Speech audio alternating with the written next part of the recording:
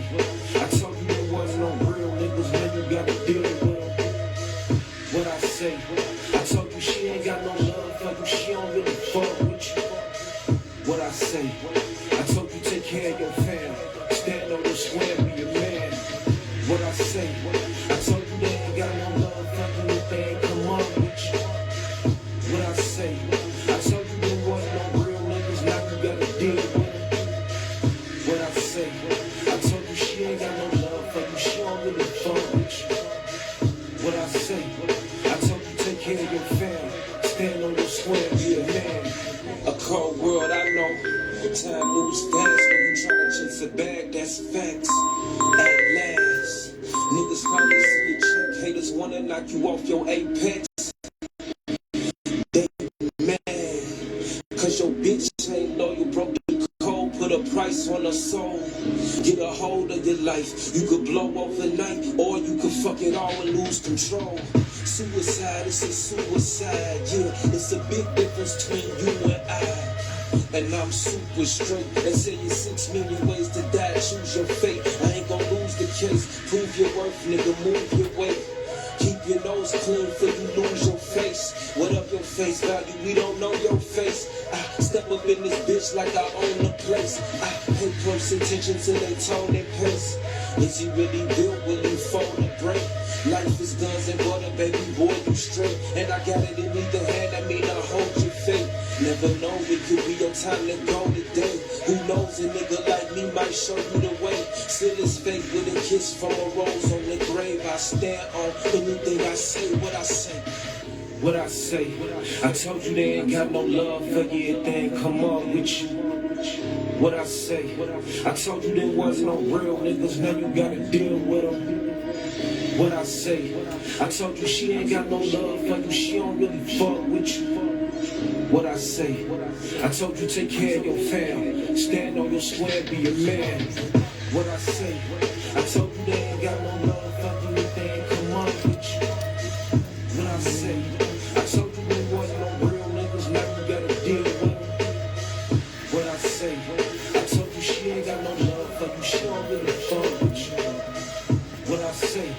I told you take care of your fam, stand on your square, be a man. My nigga Low just came home from doing 8. Fucking with the wrong niggas in the wrong place. The one you call ace, that be all up in your face. Next minute fuck around, help the law build your case. In this rap run, you gotta be a dog in this race. Loyalty or death, man, that's all that it takes. I go all the way, you niggas fall by the waist. I see we was never cool, we was all for the race.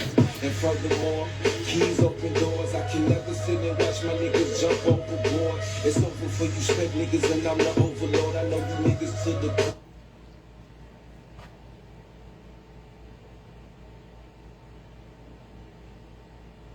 Mercy, Lord have mercy.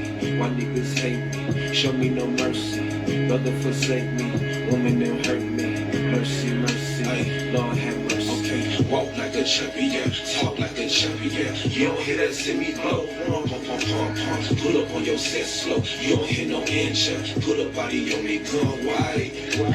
Walk like a champion, talk like a champion. You don't hear that send me blow. Pump, pump, pump, pump. Pull up on your set slow. You don't hear no engine. Put a body on me gun wide. Mercy, mercy, the wicked have no mercy. So I gotta stay with a blick of niggas be thirsty. Quicker than the flick of a picture, niggas could murk me. Catch you with your dick in these bitches and do you dirty. But I'm God body, I put that shit on the jersey. No weapon formed against me shall hurt me. Go to war on your turf, I put you under the surface. Mac 10s, Mac 11s, call a nigga Bernie. Open up the chest of a nigga, the bitches burning. Living by the scripture that's written in this discernment. I see that window closing, can't be playing in the curtains. I ain't playing like the circus, I'm a man with a purpose. Can't be laying with the serpents, keep the squares out your circle. You ain't standing on your word, what kind of man are you? X you out, cross you over, I had to shell guide you. Can't stop a nigga, drive the beat, they can't guard you. Hell have no fury compared to what God do. I'm a whole gangster, my nigga not partial. 38 special, this nigga think he's special. I go ahead to punch you, I ain't finna argue. Walk like a champion, talk like a champion. You don't hear that city blow. Run, Pull up on your set slow, you don't hear no engine. Put a body on me, gun wide. Walk like a champion, talk like a champion. You don't hear that, see me glow. Pull up on your set slow, you don't hear no engine. Put a body on me, gun wide. Look. Nigga, all that shit you saying ain't felt. I don't take you as serious as you take yourself. Niggas steady playing, better play where it's safe. Never know who I'm locked in with around your way. I don't like no bad energy around my space. The label good green, nigga, what's good, you straight. Niggas talking crazy, that's a big mistake. Dreadlock driller, man, it's twist of fate. Had to spin that nigga around like 360 ways. You don't know how I get out, fully, I've been on edge. I can't let that slide, don't be that guy. Red Bull gives you, nah, little nigga, they lie. This Desert Eagle gives you wings once I let that bitch fly. This Eagle Live vision on this level of mine. Give you an evil eye vision, red beam on the 9. Even I've seen evil eyes still cry. Don't leave an eyewitness on the scene of the crime. Seeing is believing, you ain't seen nothing yet. Switch scenes like the seasons over scene on the set. You think it's sweet cause you breathe until you see what's next. Okay. What's up, what's up, what's good, we back. Shalom, shalom, what's cracking? I know y'all see the title, right? The 7-head beast, right? So yeah, we're gonna get into it. We're gonna get right into it, of course, giving all praises to the Most High God, Yahweh. And we do so in His only begotten Son, right, who the world knows as Jesus Christ, right? All praises to the Most High God, Yahweh. So yeah, the 7-head beast is here, right? And so yeah, we getting into these biblical prophecies and stuff, breaking this stuff down, right? Matching them up with current events and seeing where we at in this timeline of these biblical prophecies. Seeing that we are emphatically living in the book of Revelation, right? So yeah, we're gonna get into it. We're gonna start with our dear brother Daniel. So yeah, been watching the news, of course. Got the Strait of Hamas and stuff. Trouble over there, right? Trump pulling out apparently, and so which some people predicted this it would go down like that, and because he it's all political, because he's trying to save face on the political side, right?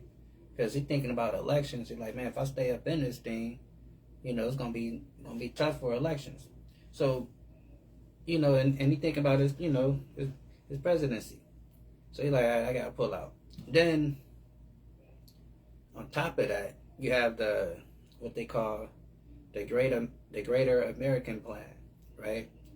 Which encompasses the whole Western Hemisphere, where America controls, the whole, from Canada all the way to the Venezuela, down in Venezuela. I am El Presidente, right?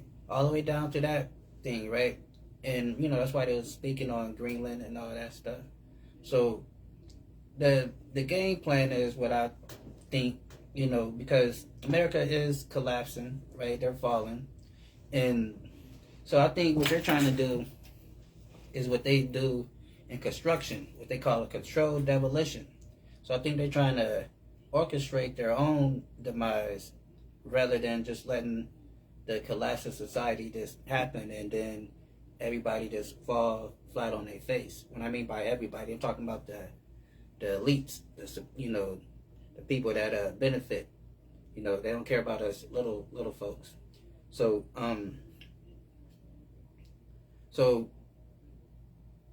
if that stuff persists over there, and Iran end up cutting another deal because it started selling. Cause I think they already was speaking on selling the oil in yen, in the Chinese currency, right?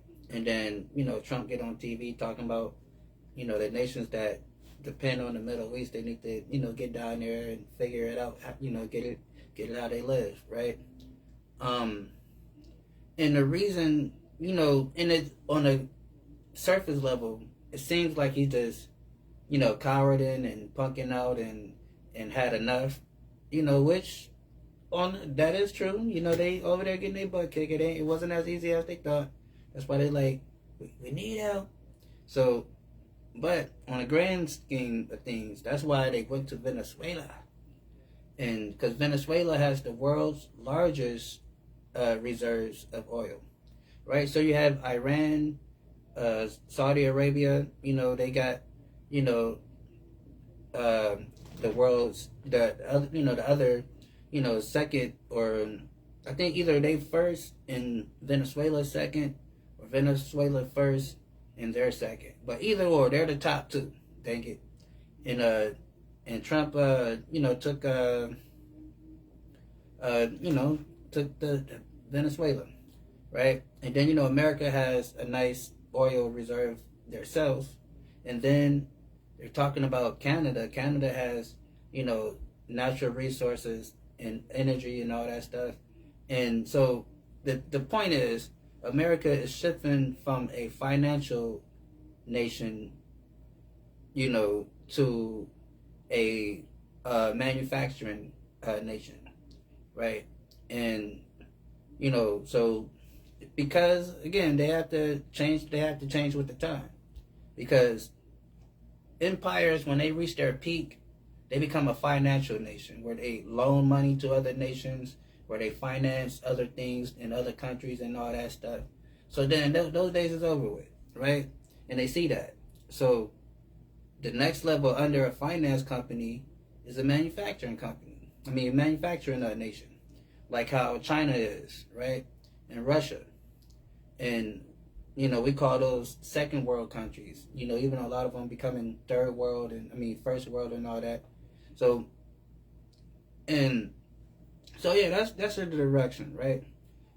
But the point is to control this half of the globe, potentially be isolationist, only deal with the other nations through trade, and that's could be problematic for a lot of nations for the simple fact, just looking at biblical prophecy, how it says that the beast will hate the whore.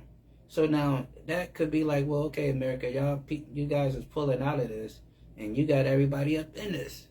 You just can't leave, with your hands like your hands is clean. It don't work like that. So they might not be feeling that so much, right? Then especially with him, poking and bear with Canada, Greenland, and getting down with the NATO states, right? So yeah, that's what's going on. And so yeah, we're gonna get into it though. Let's start with Daniel 7:2, right?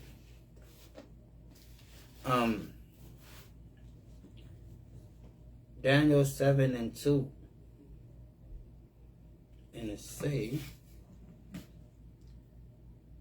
hold on one second. So yeah, Daniel 7:2, and it says, well, hold on.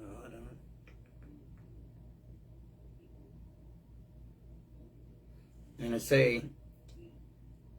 says Daniel spake and said, I saw in my vision by night, and behold, four winds of the heaven stove upon the great sea. Right? And so, if you've been following along, and and we understand these four winds to be these four spirits that the Most High God, put charge over the earth to govern, to influence, to carry out His will, right? These are four winds. Most people might know them as the four horsemen. You read about that in Zechariah and so forth, right? But they go by many names, right? And here Daniel is seeing them as the four winds, right? And it says, shove above the great sea, and four great beasts came from these from the sea, diverse from one another. So understanding again, so these four spirits, their job is to influence nations and people different governments and kingdoms, wherever how you want to call them, and and when we look at the world and see the condition and everything going, that's what they're doing. They're putting spirits on different people to carry out different things that the Most High God want to happen, so He can bring forth His greater plan, right? As we can see, right? So, and it says, the four beasts came up from the sea, diverse one from another, right? So this is Revelation 13:1, and it says, and I stood up.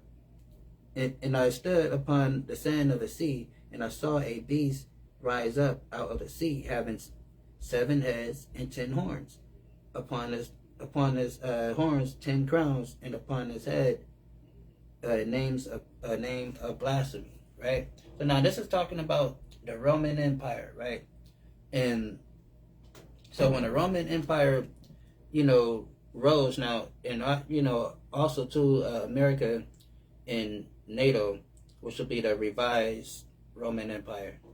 So now, when the Roman Empire arose, their empire, their providence, they had, these different providence and nations under their control, right? And that's the 7 heads, and then it kind of go down to the 10 horns and all that stuff, that the other nations that were under it, right? And so, and when you look at the Roman Empire and what they had during that time, and you look at the nations that it encompassed, it's the same NATO nations to this day. The only difference is, instead of Rome being the center, the capital, it's America, right? Just moved from Rome to DC, right? So that's the only difference on that map when you put them side by side. But all the nations are the same, right? And it says, and I saw, and boom, boom, boom, and and I stood upon the sand, and I saw a beast rise up out of the sea, having 7 heads and 10 horns, upon his horns 10 crowns, and upon his heads names of blasphemy. So like I said, it's these different nations that came up out of the Roman Empire, right? And then, of course, the blasphemy is their philosophies and their religion and their policies and everything that they push throughout the earth, right? And it says,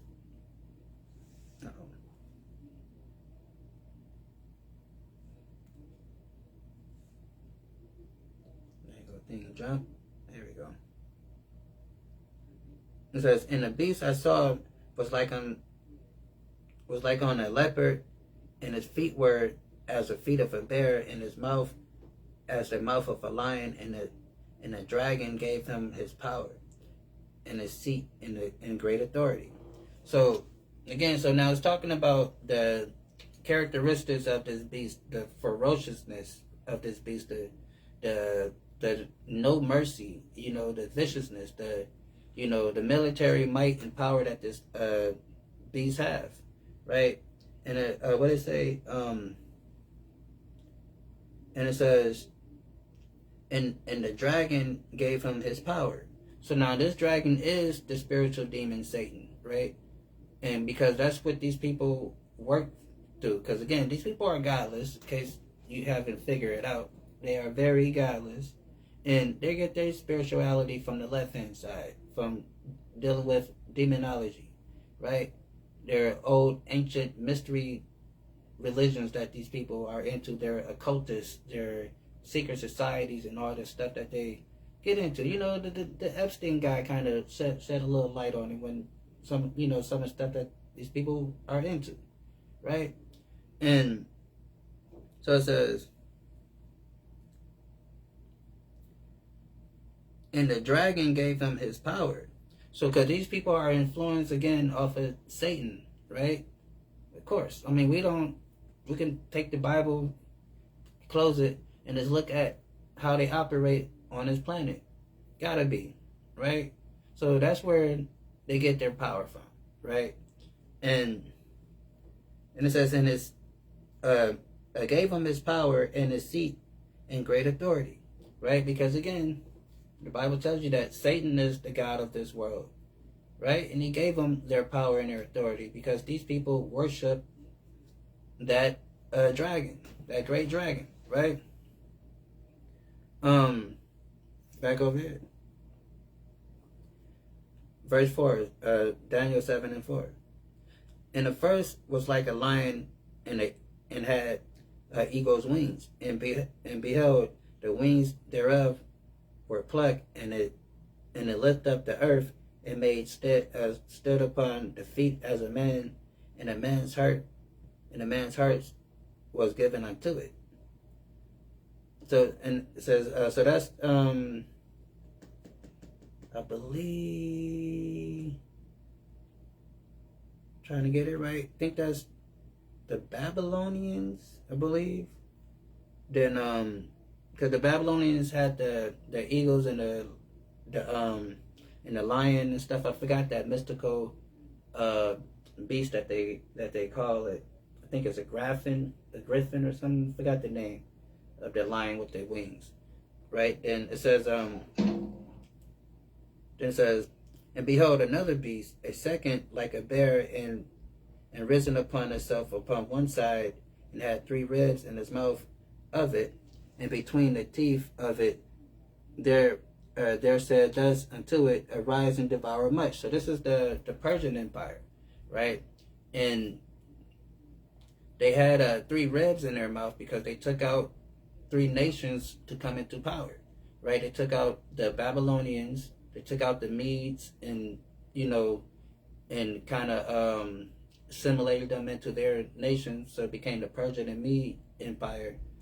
And one more nation I can't think of, the third nation. So that's where those 3 ribs come from, right?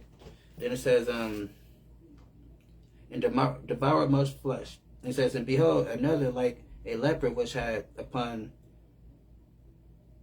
his back 4 wings and a fowl, and the beast had 4 heads, and dominion was given unto it. So now this is Alexander the Great, right? Alexander the Great, the Greeks came in power after the Persians, and they had, what did it say? And it said, and behold, lo like a leopard. So now if you're familiar with the history of Alexander, he was known to wear a leopard coat when he went to battle, right? And so, and that was one of his names. They called him the leopard. And it says, which had been upon the back of it 4 wings of the fowl. Now these 4 wings of the fowl is talking about his 4 generals. After the death of Alexander, the 4 generals, came into power, and they end up ruling. Ptolemy, what's the other little devil's name? Well, Ptolemy and Antiochus, those are the 2 famous ones, the most mentioned, even though you got the other 2. I forgot their names. So yeah, right, you got that going on. Matter of fact,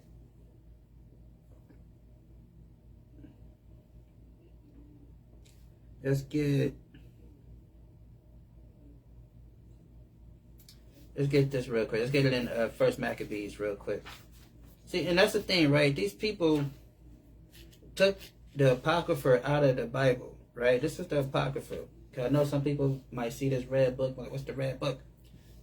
So the Martin Luther took this book out, and we would say they took it out because it told too much history, and it told the world who they were, which is the devil that the Bible speaks of. And they couldn't have their version of Christianity with this book lingering around, right? And we have to wonder, like, because Daniel, we just read the prophecy, where we're reading the prophecies of Daniel, and he's talking about these different empires that's going to come into play.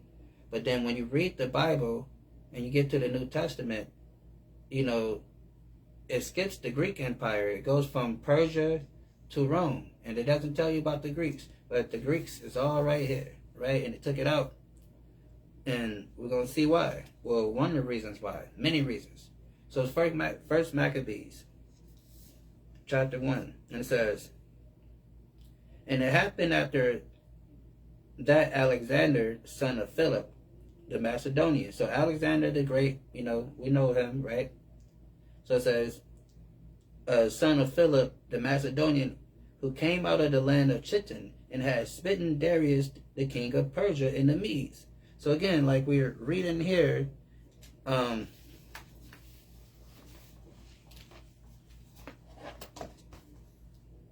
it says, after this, and behold, another like a leopard, which had upon his back of it 4 wings, and a fowl, and the beast had also 4 heads, and dominion was given unto it, right? So it says he's smitten King Darius of the Persians and the Medes, that he reigned in his stead the first over Greece. So he united him and his father. They united Greece. They end up taking down Darius and stuff, and and they end up being the new superpower, right? And now everybody call him Alexander the Great, right? We know the history. So then it says, in many years, hold on, let me read it right. It says, in many wars, and won many strongholds, and slew many kings of the earth. So we know the history. Alexander went through the earth, dominating, whipping everybody, but except for the Maccabees brothers, our ancestors, right? Judas Maccabees, Jonathan, all of them, right? It couldn't quite get us like that, but, and we can brag on that, because not too many nations went against the Greeks when they were at this power and say they got a W. You know what I'm saying? But we can say that we fought these little nasty bastards off, right? We can say that, right? But back over here. So I was about to go off.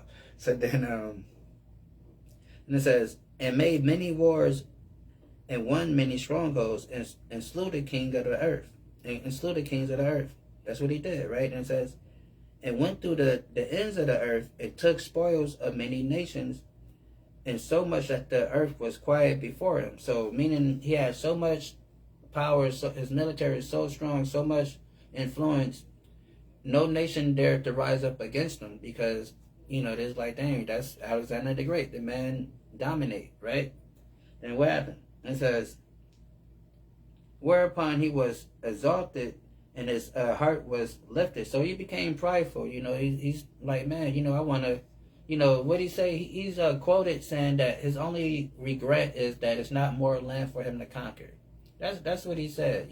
That's his only regret in life, that he didn't have more land, right? That he didn't have more land and more time to conquer, right? And it says,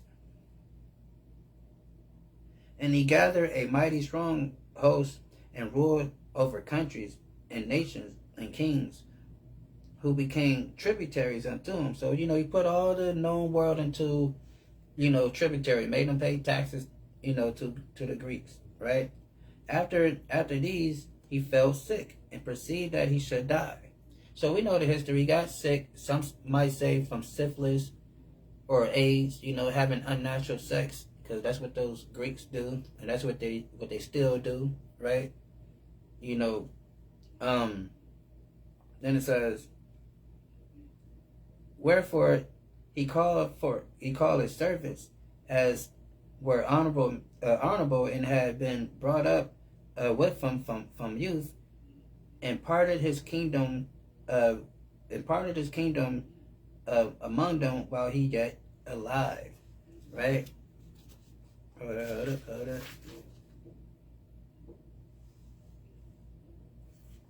So right over here, so then what it say over here? So it says, part of his kingdom yet much while he was alive. Then it says, and which had upon the back of it 4 wings of the fowl. Right? So now again, these 4 wings is these 4 generals that came into power and start becoming kings and ruling after the death of Alexander. Because as we're reading, it says,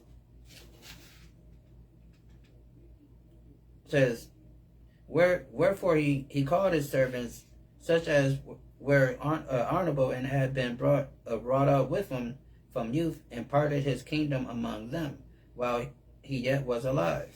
So before he died on his deathbed, he gave his kingdom, the known world, and had them split it up into 4, because it was 4 major generals.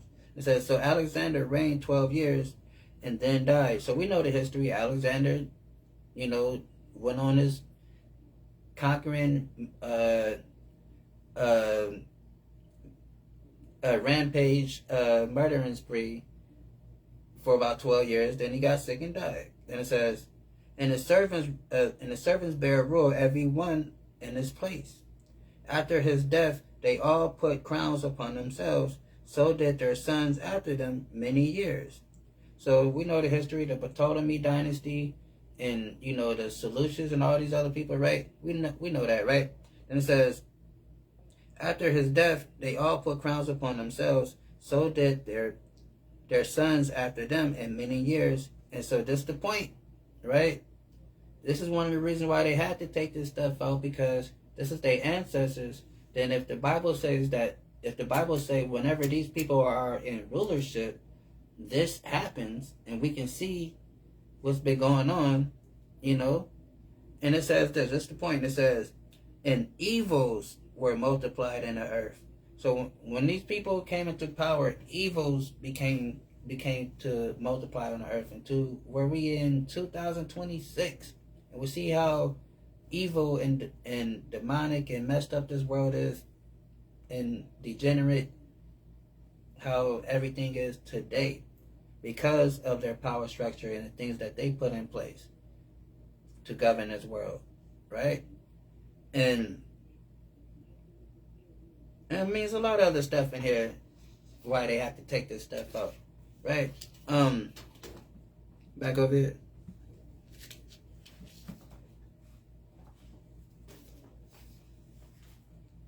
And it say,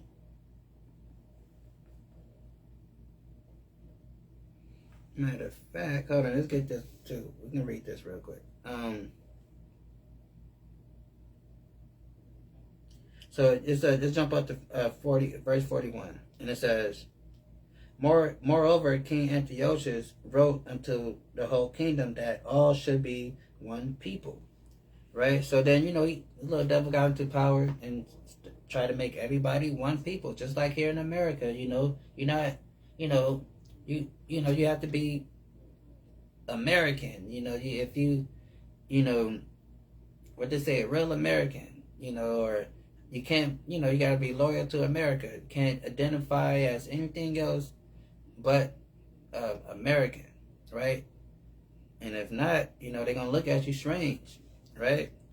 And even their ancestors, you know, their forefather Antiochus was on the same thing, right? Then it says,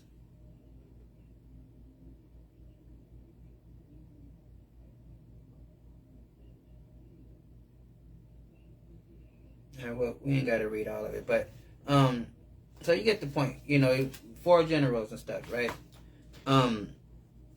So then it says, verse 7, and I saw in the night vision, and behold, a fourth beast, dreadful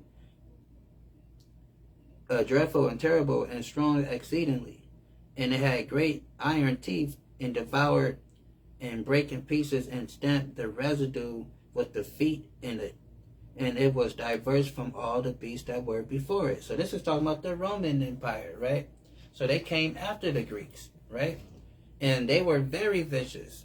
Although Alexander and their army and all them people, they were vicious. But these were some more white folks. And these other white folks, these are like, so... so imagine now, don't get it twisted. They was all horrible, very horrible people, very, very bad people. And so just imagine the Greeks being the north and the Romans being the south, right? And because, like, you know, if you're familiar with the history of slavery, right, a lot of times, you know, they used to threaten the slaves that act bad, that they're going to send them deep south, you know, because deeper south you go, it gets way worse. You know, them crackers down there, those crackers down there be cracking, right? It gets worse. So that used to be a threat. So just think about it like that. So these Roman people came in very, very unapologetic, right? Very, you know, bull in the China shop type of stuff, right? And we know this. I mean, look at history. Look at I jokingly say that the TV show Thousand Ways to Die was inspired by the Romans, because the Romans, they didn't have nothing else to do but think of ways how to unalive people all day. Like, hey, let's try this out. Hey, just put a person in a boiling pot of oil. Just throw a person in a bag and throw them in the water. They was doing great, just coming up with different ways. Like, I bet you we can. That's crazy, right? Psychos. So, where we at? Then it says, behold, a fourth beast, dreadful and terrible, strong exceedingly, and had great iron teeth. It devoured and brake in pieces. So it's talking about their military power and how strong they were. And stamped out the residue with the feet of it, and it was diverse from all the beasts that were before it, and it had 10 horns. So, because this Roman Empire, they didn't play that. They didn't deal with the whole rebellion stuff. Any rebellion breakout, they come in with the legion, and they stomping it out with brute force, so it don't rise up again. And they spent their whole existence, stomping out rebellions to a point where it kind of stretches their army so thin to it end up collapsing, because it became expensive to police their empire, because they got too big and it got too expensive to police, right? You got troops all over the dang old world, and then when trouble happened, and it's different now, because they on horses and stuff like that. So, now, they can get to one area a little faster than others, but it's still a strain on your army when you got your army, stretched out, right? So, when they get attacked, when the main city, the main country get attacked, all the troops is all scattered because they've been trying to quell other rebellions in other regions of the empire. So you leave it, how they say in boxing, you leave your chin exposed, right? And they end up getting taken down. But yeah, and it says,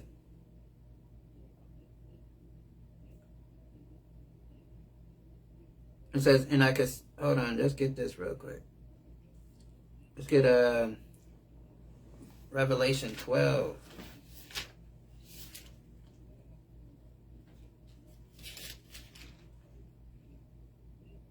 And it says, and there appeared a great wonder in heaven, a woman clothed with the sun and the moon in her feet, and upon her head a crown of 12 stars. So now this is talking about the children of Israel, the 12 tribes of Israel, right? Is the woman, right? And, of course, dealing with Bible prophecies, prophecies are manifold, they're, double meaning. And it's also speaking of course, Mary and Christ, right? And, so at the same time. So it says,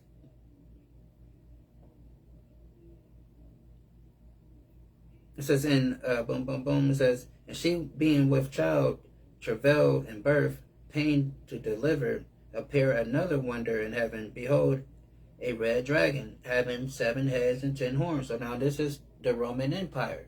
So now we know during the time of Christ, the Roman Empire was in power. Then you had Herod, who was a Roman. Although he was king of the Jews, but he was an Edomite, right? And he put out the decree to, same way how Pharaoh did, to try to kill all the little children up in Bethlehem, right? Or, and all that, right? So, so it says, and appeared a great wonder in heaven, behold, a red dragon having 7 heads and 10 horns, and 7 crowns on his head. And the tail drew a third part of the stars of heaven and cast them to the earth. So now, again, so those 12 stars is talking about the 12 tribes of Israel. So it's not, I know how in Christianity, they break it down like this is Satan falling from heaven, and this is why we can see the night sky tonight. You know, that's mythology right there. You know, you now became the very people we're talking about, the Greeks and the Romans. Now you're a Roman. Now you're a Greek because you're following mythology. That's not what's going on here, right? You gotta understand how our people talk. You know, our people always spoke in slang and poetic language, right? That's why our music is so dope. Our you know, rap, all that stuff. That's why, you know, people like what's that guy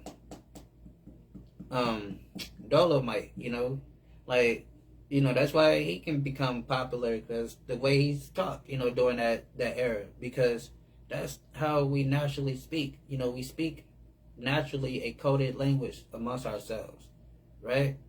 And that's how the Bible is written, because it's written in code, because that's how we talk amongst ourselves, right? And so the third part of the stars is talking about the 3 tribes of Israel that got, you know, oppressed and viciously unalived by the Roman Empire in the current Roman Empire today, which would be Judah, Benjamin, and Levi, right? Which we know today would be the so-called African American, the Jamaicans, and the Haitians, right? So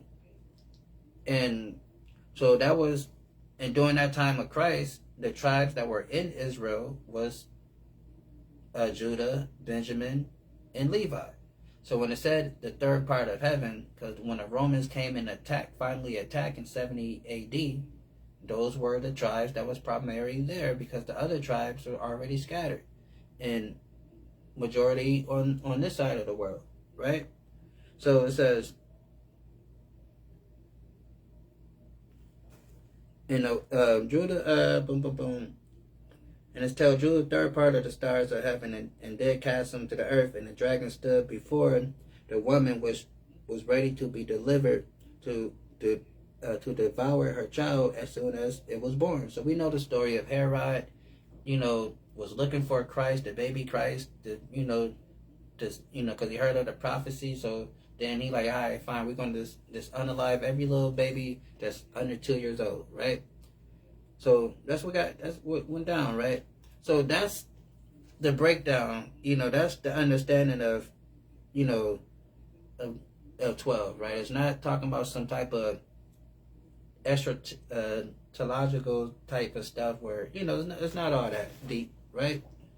So it's deep, but it ain't all that deep. You just got to understand how our people speak. And we are our people, so we just have to just understand that, hey, some black folks wrote this thing, so let me think like a nigger to understand what they're saying, right? No, but for real. So now back over here.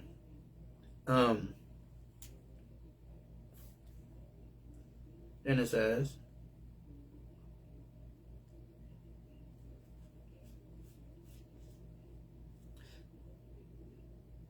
and I considered the horns, and behold, there came among them a little horn, before whom there were 3 of the first horns plucked up by the root. And behold, this horn were eyes like the eyes of a man, and a mouth speaking great things. So this is talking about America. So America came out of it's that little horn that plucked out those other 3 horns, which would be the French, the Spanish, and England, right? Because, you know, they were over here doing a little slavery stuff. Then America came out of the British Empire. You know, they grew out of that. So that 3rd horn that's growing up, that 4th horn that's growing up, that is America, right? And they took out those other horns because they became the superpower, right? So it says, and the first horns plucked up by the roots, and behold, in this horn were the eyes of a man, and a mouth speaking great things. So, you know, they come, you know, try to present themselves, and they speak great things. Especially you hear what the man been saying on TV. Talking big stuff, cash stuff, even to their closest allies, right? And it says,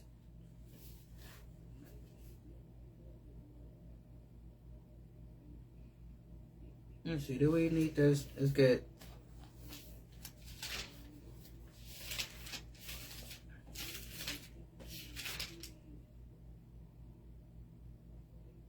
So let's get Revelation 17 and 10. And it says, and there were 7 kings, five are fallen, and one is, and the other is not, and yet come, and when he come, he must continue for a short space.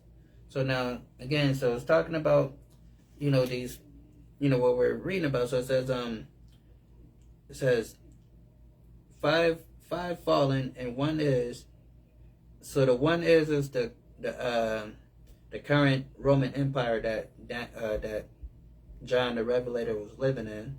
Then it says one is and another is not yet. So it's talking about when the Roman Empire falls, because we heard about the fall of the Roman Empire, then it got revised during the Renaissance era. That's why the Renaissance, which means the rebirth, right? And it says, and the other is not yet. So that's the revised Roman Empire. Has not yet come, and when he come, he must continue a short space. Right? So then he's going to come, and they're going to be ruling for a short period of time. Because what it tells us in the other part of Revelation, it says, woe to the earth, I'm paraphrasing, because Satan has been loose with great wrath, and he knows that he only have but a short time. Right? And we read these verses and we think about the spiritual demon Satan, and he's been loose out of hell, and he's causing all this thing. You have to understand that John the Revelator in the book of Revelation, their enemy was the Roman Empire. So their hope, was to be saved from the oppression and the tyranny of the Roman Empire. So when he's speaking of the fall of that empire. He's talking about a nation of people. Although he's writing it in a metaphorical, allegorical way, you got to understand the man is in prison right now when he's writing this book, right? He's writing this letter, he's writing this book in prison. And when you're in jail, some of y'all been in jail before, right? Don't people write coded letters, amongst themselves, right? So, and these are visions that the man is seeing. And of course, visions, when you have dreams at night, your dreams are oftentimes weird and wild, right? They're not always, coherent, right?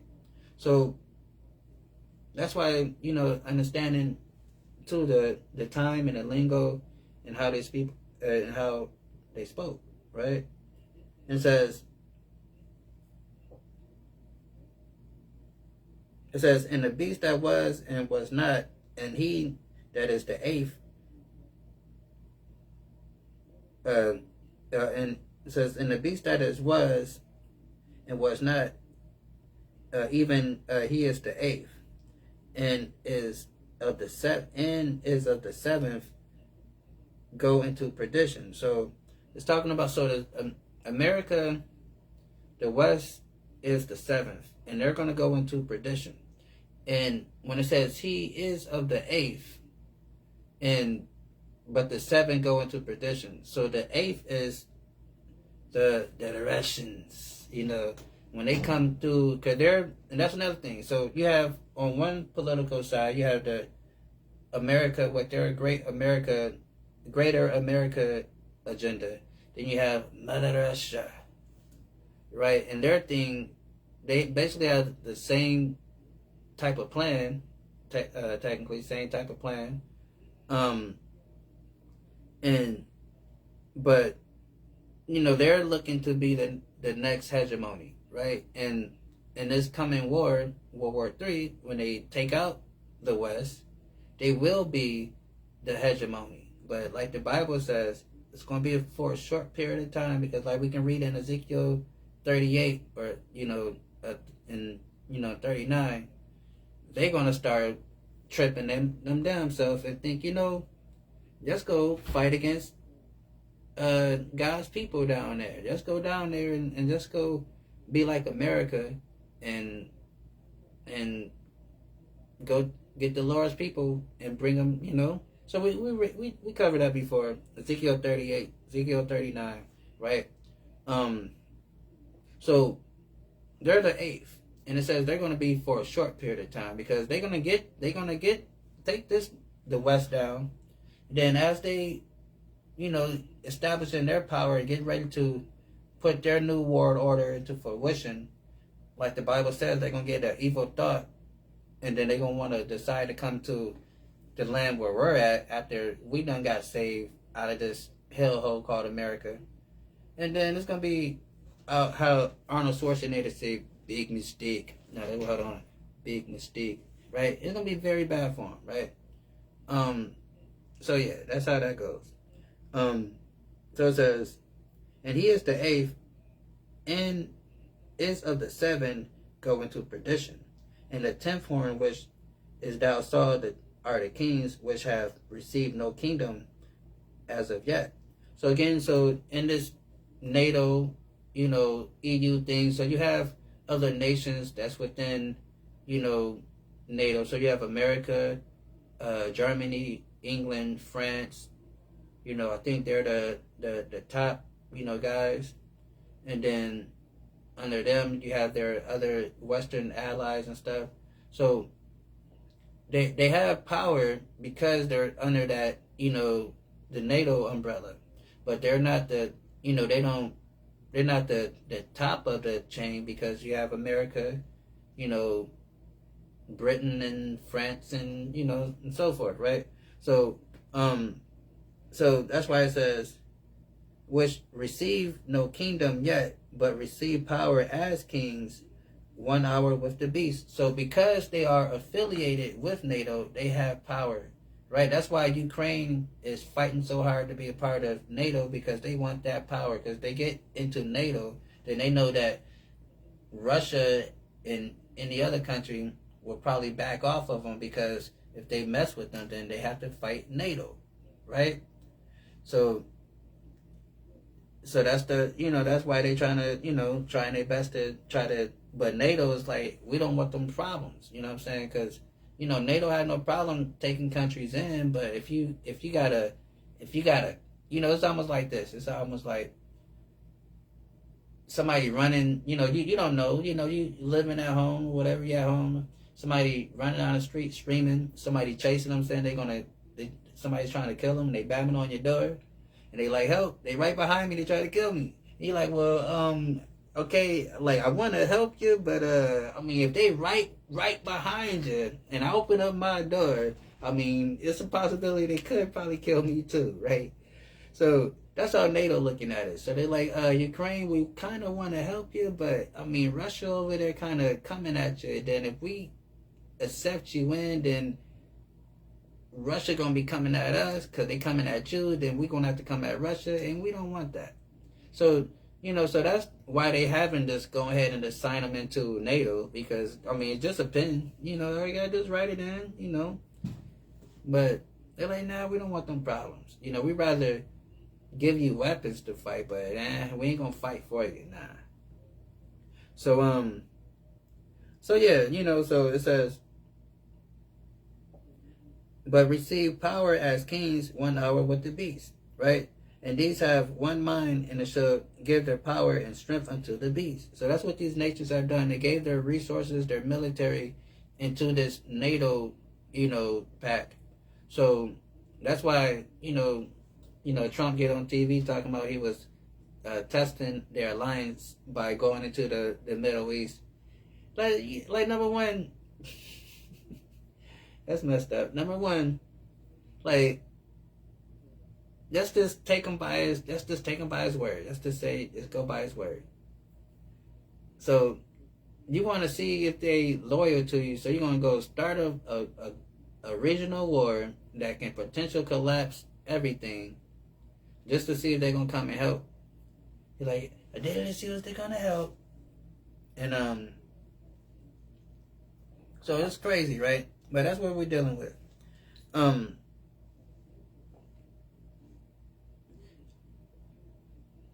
it says, and these shall make war with the Lamb, and the Lamb shall overcome them, for the Lord of the, for he is Lord of lords and King of kings, and they are with him are called chosen and faithful. Right? So, these people are gonna be dumb enough to try to fight against the Mashiach Yahushua Christ when he come back. Right? Because that's just what we're dealing with. They're just that damn stupid, right? So let's get back to Daniel.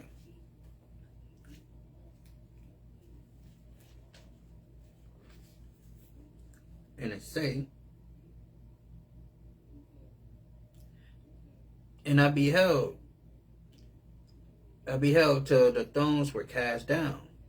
So all these nations, because that's why I say, like, you can't be a Bible believer. You can't be a believer in God, right? In the God of this book. And if you want things to get better for America, you want peace in the Middle East, you want everybody to get along, right? You can't believe in this God, because it just told us right here. It says, and I beheld the thrones were cast down. What are the thrones? The thrones are these government systems around the world, these different nations and their sovereignty, right? Their ability to rule their country, right? Their throne, right? And they're cast down, right? Why are they cast down? Because what we just read in Revelation, he is the King of kings, Lord of lords, and those that are with him are called chosen and faithful. So how could he be King of kings, Lord of lords, if you have Donald J. Trump over here calling himself president? You can't be a president if this man is here, right? There's no prime ministers. There's none of that. They are all servants when this man touched down on this ground. I hope y'all understand, right? That's why it says, I beheld till all thrones were cast down, and the Ancient of Days did sit. So the Most High God is the Ancient of Days, right? Because he's before time, right? He existed before there is time. His name in the Hebrew is Yahweh. And Yahweh means he that exists, or existence, or the existent one, right? So he is life, period. He has no beginning, no ending. He's just energy that's neither created or destroyed, like Albert Einstein would say, right? So he is the Ancient of Days, right? And he casting all these thrones down, right? And it says, whose garment was white as snow, and hair on his head was pure wool. So our God, we serve a black God, right? Because who do we know on this green earth that has hair like pure wool, right? Look at this. Well, you can't look at it. It's tied down. But who has hair like pure wool, right? We do, right? And so do our God, right? Our God has hair just like us, right? And everybody say, yeah, God is a spirit, right? He is a masculine spirit, right? But he also has a body, because our dear brother Daniel is seeing a man with a robe on, and he's seeing the hairs of his head, right? And it says, and his head like the pure wool, and his throne was the fire of flame, and his wheels and burning flame. So it's talking about, because the king, like y'all saw the movie Xerxes. I said the movie Xerxes. Saw the movie 300. And you remember when Xerxes was coming to the, wherever he was coming, he had the people carrying his throne, right? He had the big old, the people just walking, carrying his throne, right? And then whenever he come to rest, they put the throne down and whatever, right? They pick it up. So these fiery wheels, these chariots of God, right? They're carrying the Most High God's throne, right? And Daniel is seeing it, right?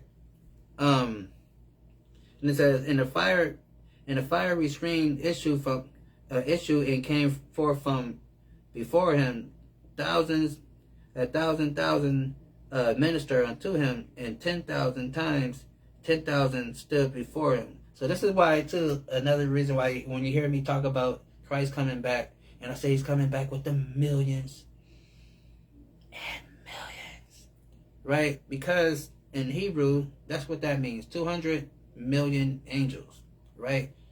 Is what we're reading right here, right? And our dear brother Jude echoes it also when it says Christ returned with the 10,000 thousands, right? Because in the Hebrew numerals, we didn't have a million, you know what I'm saying? So we just said, how Daniel said it. Then it says 10,000. It says 1,000 thousands minister unto him, and 10,000 thousands, 10,000 times 10,000 stood before him. The judgment was set, and the books were open. So he's coming back, and he's going to judge this place. So again, it can't be no prime minister, it can't be no presidente, it can't be anything of authority, because this man is coming to put everybody in their rightful place, right? The books is open. That means he's judging everybody. So that means in that day, whoever you think you is, you ain't that guy that day, right?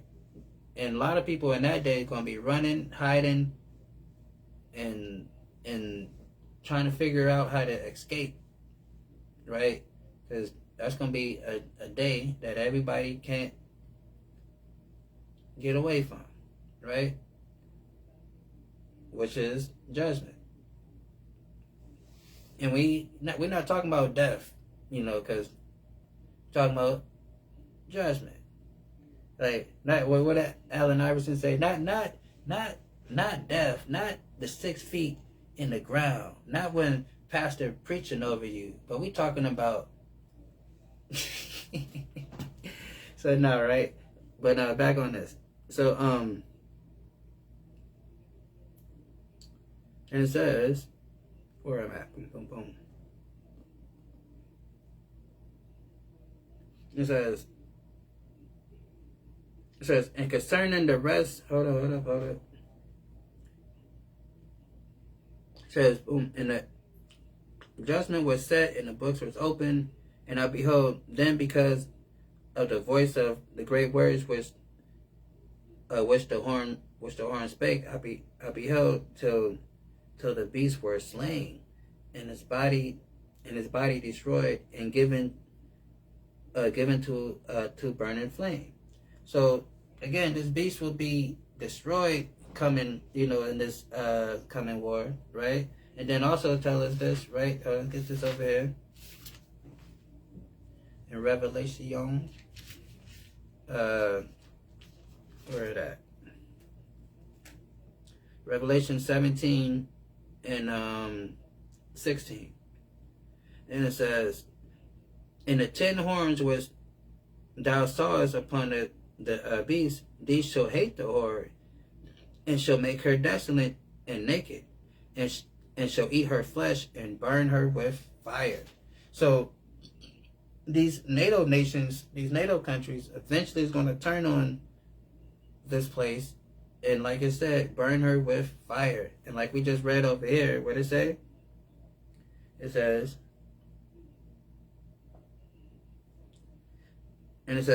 and I behold, even the beast was slain, and his body destroyed, and given to the burning flame. Right? So Daniel is seeing the destruction and the fall of this place. Because it says, the 10 horns which thou sawest upon the beast, these shall hate the whore, and shall make her desolate and naked, and shall eat her flesh and burn her with fire. Right? So that's what's coming to this place. So all this stuff that he's doing and the commotion that he's causing is eventually just going to cause these nations to team up against them. And, like we just read, burn them with fire. Where is that? Boom, boom, boom.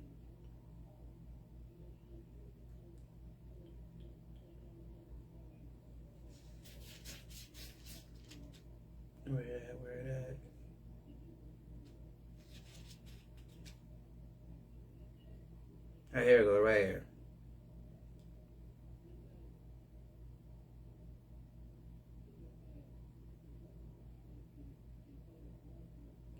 So it says, in the devil, okay, it's Revelation 20 and 10. It says, and the devil that deceived them was cast into the lake of fire, the lake of fire and brimstone, where the beast and the false prophet the beast and the false prophet shall be tormented day and night, forever and forever. Right? So again, so like we just read over here, where it say boom boom boom, it says, and I beheld till the beast was slain and her body destroyed and given to the burning flame. So as we can see prophetically, that they're going to be destroyed from the inside by their own NATO countries. And then on the spiritual side, we see, the Most High that's doing the destruction, and they're going to be thrown into a physical lake of fire, right? And and that's what's going on, and not just them, but their whole posse, their whole way of life, their whole philosophy, their whole current everything. Is going to be like pressing a reset button, right? Once that happened, right? And it's going to be a new system on this world, and it's going to be governed a different way, right? It's going to be new management, right? You're going to come by, like the they talk about UFOs and stuff like that. So the UFO gonna be flying past the Earth. They're gonna see a sign says Earth under new management, right? And we're no longer gonna say that this Earth is, this is the, Satan is the God of this world. We're not gonna be able to say that, because this world will be ruled in righteousness, right? So carrying on, right? Where we at? And it says, as concerning the rest of the beasts, they had their dominion taken away, and yet their lives were prolonged for a season. So, because again, they're going to be destroyed in this coming war. And there's going to be survivors after World War III and Armageddon, because everybody think once they start pushing buttons and stuff, we're just going to be like a little tiny little rock floating in space, like they show in a cartoon. Like a little, they have an apple, like eating apple and just a little core left. It's not like that. It's talking about the destruction of this age, this society, the way things are ran. And just so happened it comes with violence. And that violence is in the form of war and sedition, right? And so it says,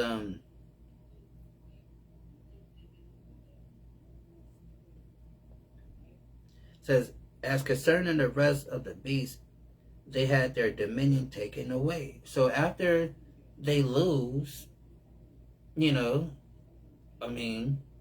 their kingdom is taken away, because we just read the man is Lord of Lords, King of Kings, right? We just read that he beheld the kingdoms were cast down and the Ancient of Days did sit, right? So you have to understand that these nations cannot be these nations when Christ comes back, because he's going to be in control. But what I tell you, every knee will bow, right? It said that. So it can't be no other power and authority when this man is on earth, right? So that's why it says, and concerning the rest of the beasts, they had their dominion taken away, yet their lives were prolonged for a season. So, and their lives will be prolonged for a season, because God made a promise to his people, right? And we got to understand that God is not a promise breaker, right? And so they are going to be destroyed, but God made a promise. And that promise is found right here, Isaiah 14. Let's start at 2. Let's start at 1. For the Lord will have mercy on Jacob, right? So God is going to have mercy on his people. In that day, he's going to have mercy on his people. And what it says, and yet choose Israel and set them in their own land. So he's going to set the real Israel, the true Israel, back in their own land, right? There's not going to be no Belfort Declaration. It's going to be the mighty hand of the Most High God bringing his people back into the land the same way he did with Moses, but on a different level, right? So then it says, and he will choose Israel and set them back in their own land, and the strangers shall be joined with them. So the strangers is going to be joined with us, because like we just read, what we just read in our dear brother Daniel, what did he say? He says, and concerning the rest of the beasts, they had their dominion taken away, and yet their lives were prolonged for a season in time, right? So it says, and the strangers shall be joined with them.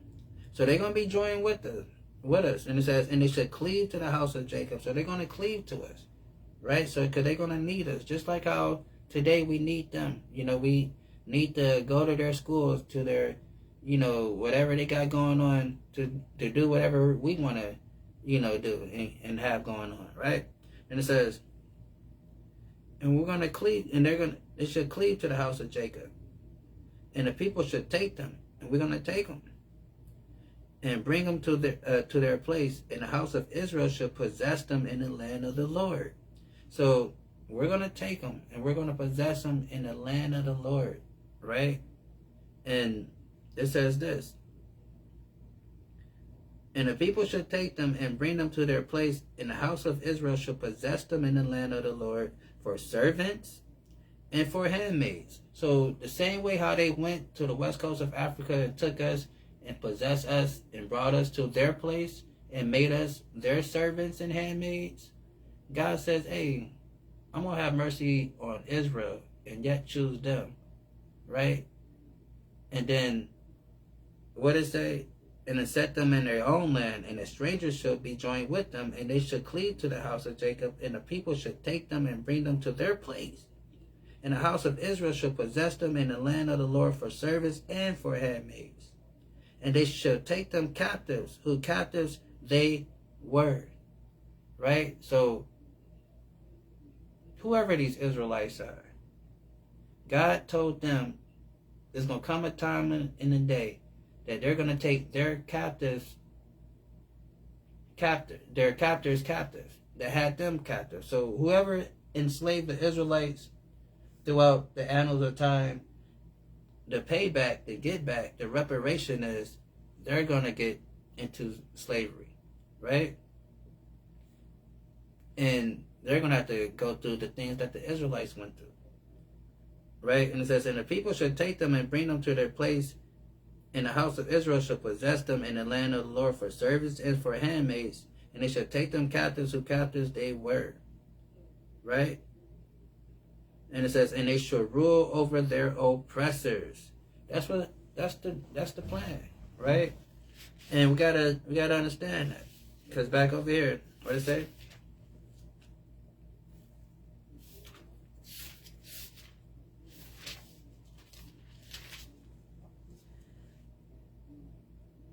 And it says, concerning the rest of the beasts, they had their dominion taken away. How did they have their dominion taken away? Because we took them captives, who captives we were, right?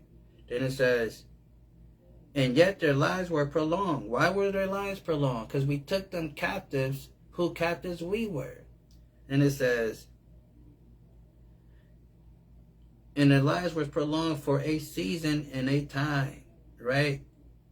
And it's just going to be for a season and for a time, right?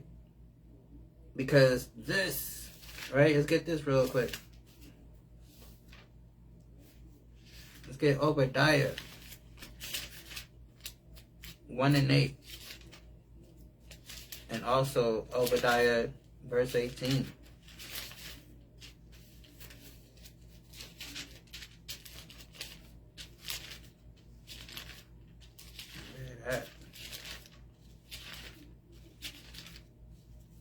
right here, Obadiah 1:8 says this. Shall I not in that day, said the Lord, even destroy the wise men out of Edom? And that's what he's been doing. He's been destroying the wise men out of Edom. That's why they're making all these stupid, dumb decisions. You know, all their political pundits, their political strategists, their, war strategists, all that stuff. Just dumb, making stupid decisions, stupid policies, right? Their geopolitics is just dumb, right? No wisdom, no anything at all, right? And it's just all their the ones that know something, they all dead and gone now. Or they pushed them out of the way because they got too old. But it says, shall I not in that day even destroy the wise men out of Edom, and the understanding out of Mount Esau? And that's what's going on. These people don't know what they're doing, right? They're not, as smart as they try to present themselves to be, right? And we can see, like, anybody can see the stupid mistakes and the stupid moves that they're making, right?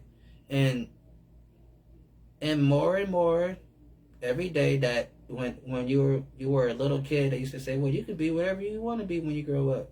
That's becoming more true every day, because these the people that's running the country. Then anybody can actually do it then, right? So verse 18, let's jump up to 18. And it says, let me read this again. It says, and shall I not in that day, even said the Lord, even destroy the wise men out of Edom, and the understanding out of Mount Esau. Verse 18, let me jump up to 18. It says, in the house of Jacob should be a fire, in the house of Joseph a flame, in the house of Esau for stubble, and they shall kindle in them and devour them. And there shall not be any, what the Most High God say? There shall not be any remaining of the house of Esau, for the Lord has spoken it. So meaning God is going to destroy these people, eradicate them, and it's not going to be not none other left, right? None, right? People say, no, I'm going to leave that alone. But it's not going to be none left, right? Let's go to 21. And it says, and the Savior shall come up upon Mount Zion to judge the mount of Esau in the kingdom of the Lords. Right? So they got a great judgment coming, and their judgment is not to be here with everyone else, right?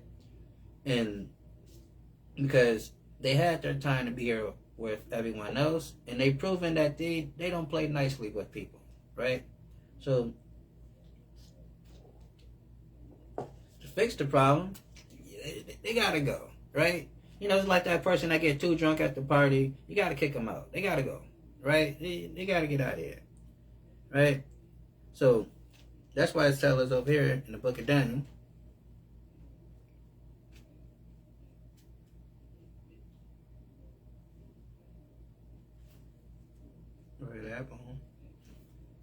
That's why it tells us in Daniel right here.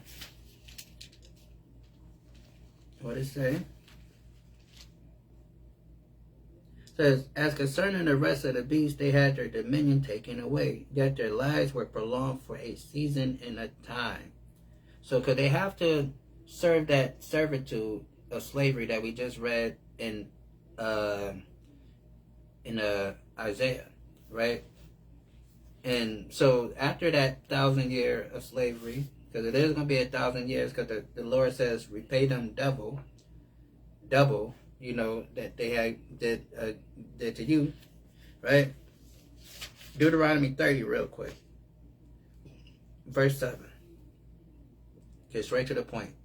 And it says, and the Lord thy God will put these curses upon thy enemies, and upon them that hate thee, which persecute thee. So, as the, because Deuteronomy 30 is talking about the restitution and the salvation of his people. So then as that's taking place, it says, and the Lord thy God will put these curses upon thy enemies, and and them that hate thee, which persecute thee.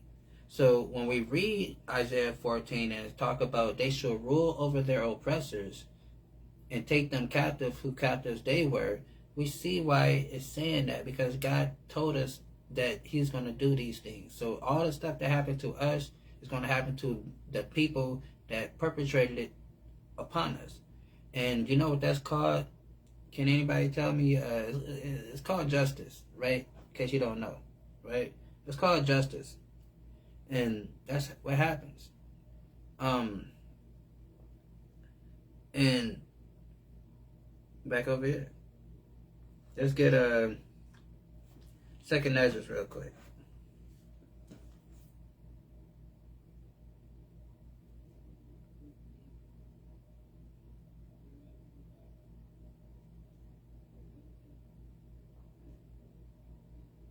Let's get second Ezra's chapter 2.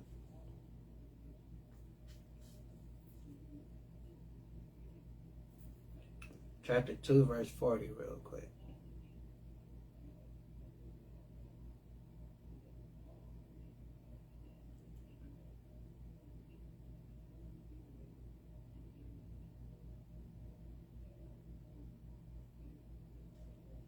And it says,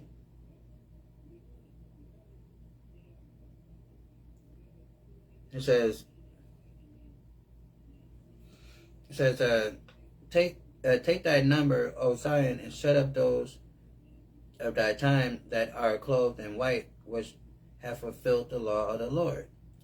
Right? And so like I said, so again, God's promise, because we got to keep these laws and commandments. So all the stuff we talk about, taking these other nations into captivity, all that stuff, but you have to keep the laws and the commandments of the Most High God, or you will die here in the land of your captivity if you don't understand it, right? So it says, take thy number, O Zion, and shut up those that die are clothed in white, which have fulfilled the law of the Lord. The number of thy children whom thou longest for is fulfilled. Beseech the power of the Lord thy people, which have been called from the beginning, may be hallowed. I, Ezra, saw upon Mount Zion a great people whom I could not number. So it's talking about, Ezra seeing a vision of the end times when God is gathering his people and, giving us that salvation, right? And it's, he's seeing all of those that kept the commandments of God. He's seeing the millions and millions of Israelites. See, that time I said Israelites. See, of Israelites that's dressed in white, the semblance of righteousness, right? Of holiness, right? And it says, what did it say? And I, Ezra, saw upon Mount Zion a great people whom I could not number, and they all praised the Lord with songs. Because we're going to be, in that day, we're going to be, happy, glorified that day, right? That we escaped the hellhole of America, and not just the hellhole of America, but the ills of war and nuclear fallout and all that crazy stuff that these people are going to be doing as this war stuff progress, right? Then it says,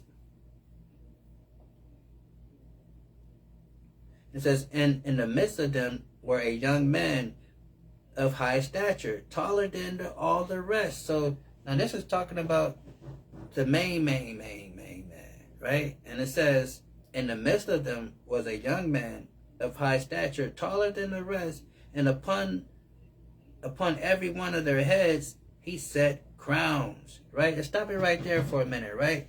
Upon every one of their heads he set crowns, right? And you know why? Because it told us right over here, everybody, what it say. And it says, where is that? It says, which verse is it? Boom. Hold on. Where that?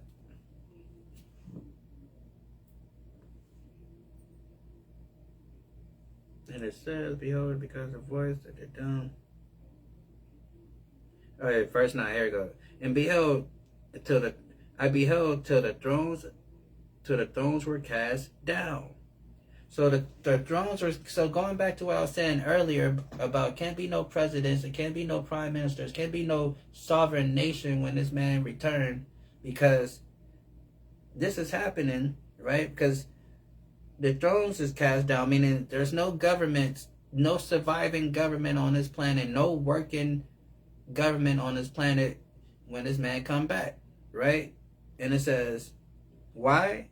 Because he's the King of Kings, Lord of Lords. And because he's the King of Kings and Lord of Lords and took dominion away from these nations, he can do this that we're reading over here. And it says, and I take the number, O Zion, and shut up those that die are clothed in white, which have fulfilled the law of the Lord. The number of thy children whom thou longest for is fulfilled. Beseech of the power of the Lord that thy people which have been called from the beginning, that may be hallowed. I, Ezra, saw upon Mount Zion a great people, that's the Israelites, whom I could not number, and they all praised the Lord with song. So, and it says, in the midst of them were a young man of high stature, taller than the rest, and on every one of their heads he set crowns.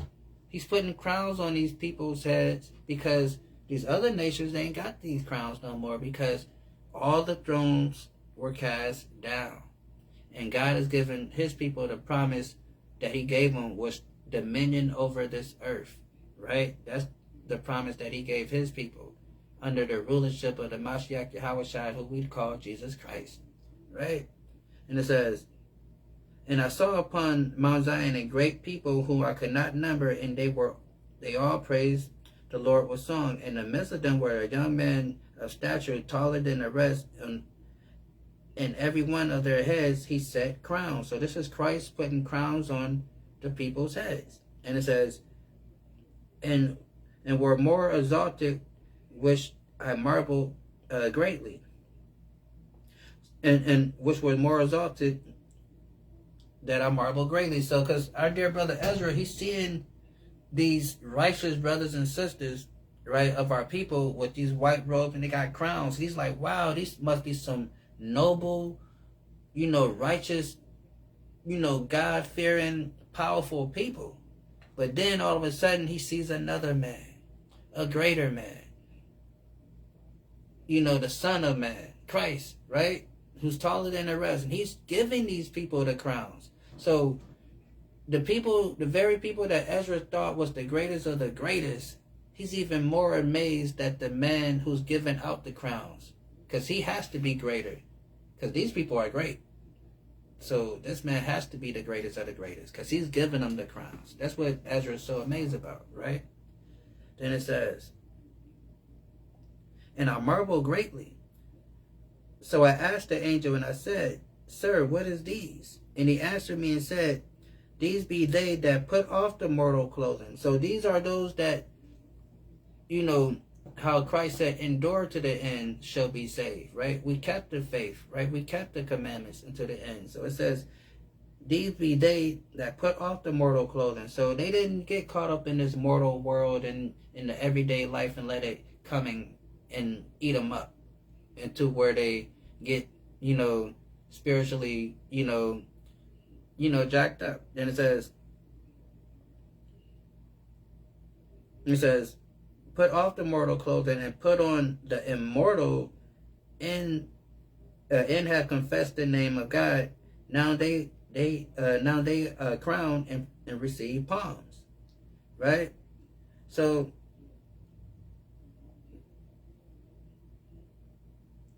then boom boom boom. And I'm gonna keep reading because because then it says, and then I said unto the angel, what young person is that crown them and give them palms in their hand? And he answered and said unto me, it is the Son of God, whom they confess in the world. Then began I greatly to commend them, and I stood so stiffly for the name of the Lord. And then I greatly commend them that stood so stiffly for the name of the Lord. So Ezra's like, now he's getting to understand. It's like, okay, so I thought these people were like the top of the top. But okay, these are the people that stood firm in the truth for the Most High God and the Son. And that's the Son that's giving them the crowns. Okay, it makes sense now. That's what he's, saying, as the angel is breaking it down to him, right? And let's get this real quick. Revelation 2:25.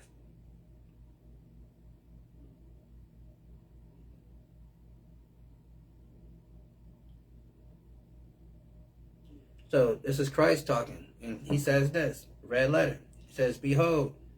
It says, but which ye have already hold fast till I come. So Christ saying, look, what you know and, hold fast until I come. Keep the faith, endure, right? Because like it tells us in Matthew, he that endures to the end shall be saved.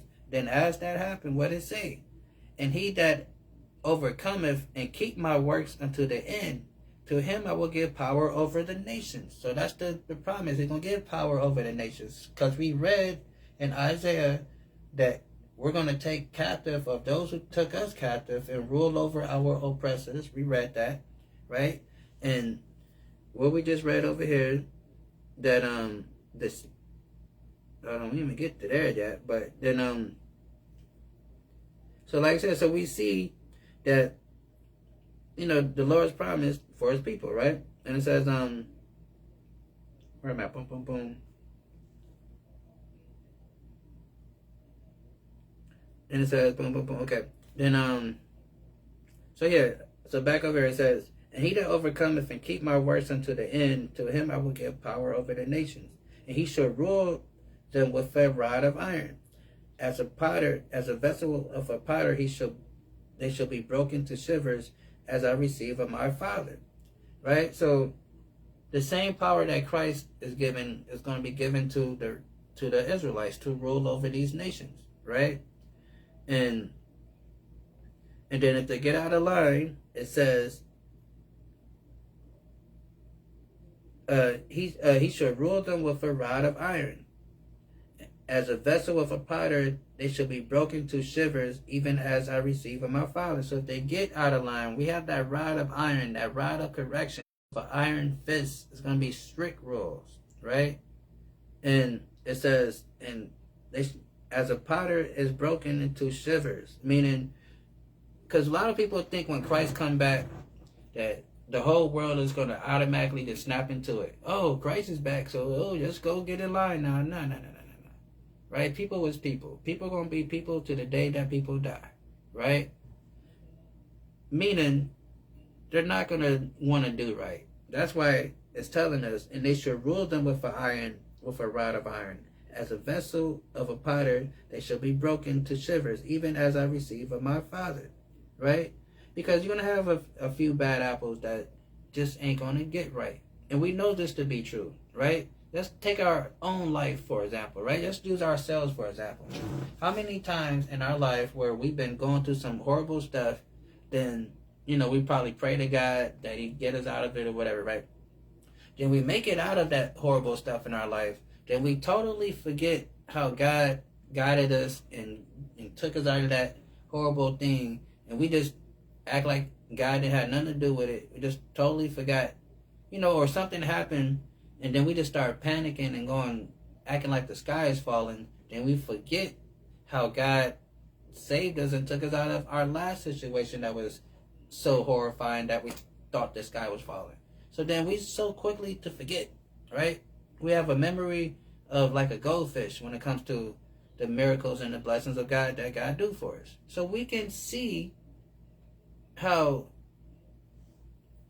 people can actually see this man here and still don't want to do what he has to do. Because again, our very own people, going back when we was leaving out of Egypt, we saw the miracles that God did to Egypt. We saw what he did for our people leaving out of Egypt. And you know what we did in the desert? Complain and said, man, I wish we can go back to Egypt. Like, man, if we was in Egypt right now, what we'll be doing if we was in Egypt right now? That's all we said. As we're seeing back-to-back miracles of God showing us his power, right? So it's believable. that we would do these things, right? Because people have done it and they still do it, right? So, and it says,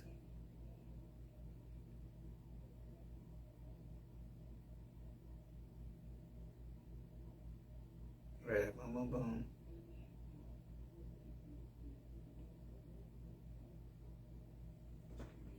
All right, boom, boom, boom, boom, boom, boom.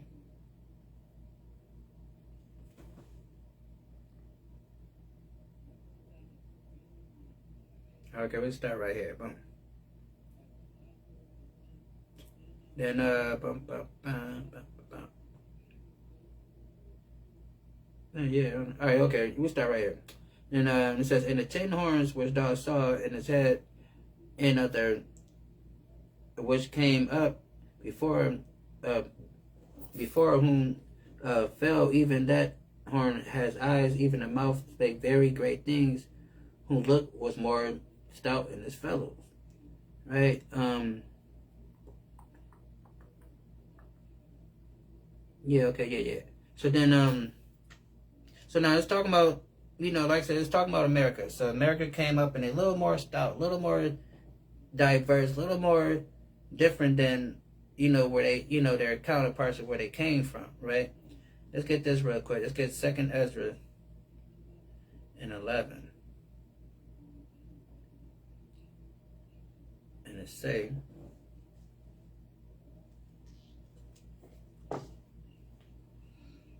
Second Ezra in 11 and 39. And it says, Art not thou it that remainest of the fourth beast? Talking about the Roman Empire, whom I made reign in my world, that the end of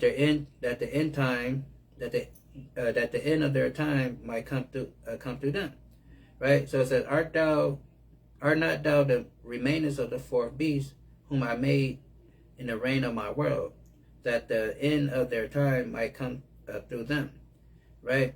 And it says, the fourth came and overcame all the beasts that were past, and had power over the world with great fearfulness, and over the whole compass of the earth with much wicked oppression. And so long time dwelt he upon the earth with deceit. And that's how these people been ruling upon the earth with deceit, and it's going to come to an end. They're not going to no longer be able to dominate and rule with deceit, and that is coming, to a screeching halt, as time progresses, right? Back over here. Then it says,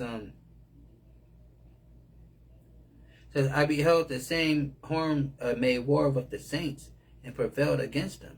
And that's what happened. They made war with us because, we end up getting expelled out of Israel 70 AD, right? And got scattered to all these, different parts of the world. Then it says, until the Ancient of Days came, and judgment was given to the saints of the Most High. And the time came that the saints possessed the kingdom. And that's what's going on, because like it says in verse 18, but the saints of the Most High shall take the kingdom and possess it forever and ever, and even forever, right? And that's what's going to happen, because the saints will take the kingdom.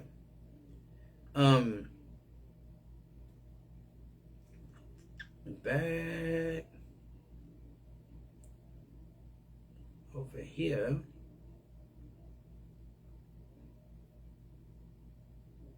I heard about it.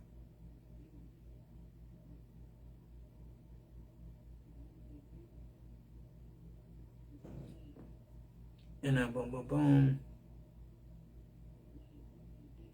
So, but all right. So let's start at. Let's go back to 15 though. Let's jump at. Matter of fact. Yeah, we can.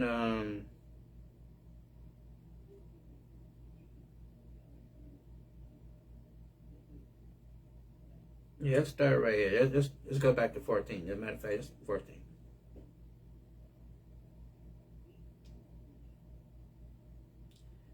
Let's go. No, let's jump up to 13. Matter of fact, let's jump up to 13. And it says, "And I saw the night vision, and behold, one like the Son of Man come with the clouds of heaven, and came to the Ancient of Days, and they brought him near before him."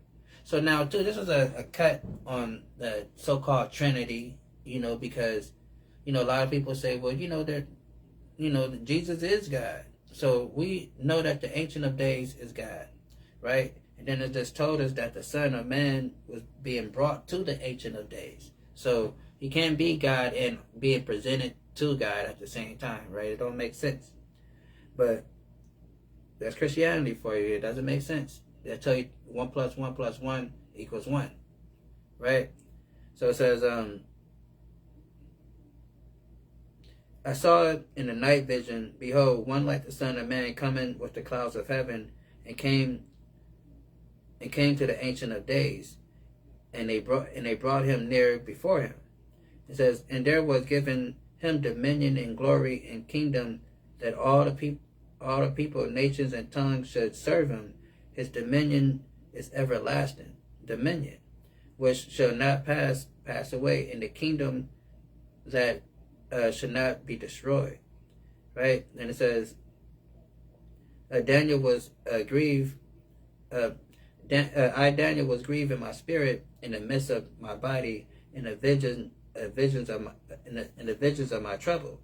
Because he's seeing his visions. He's seeing the rise of this empire and seeing the destruction and the hell that it's going to cause.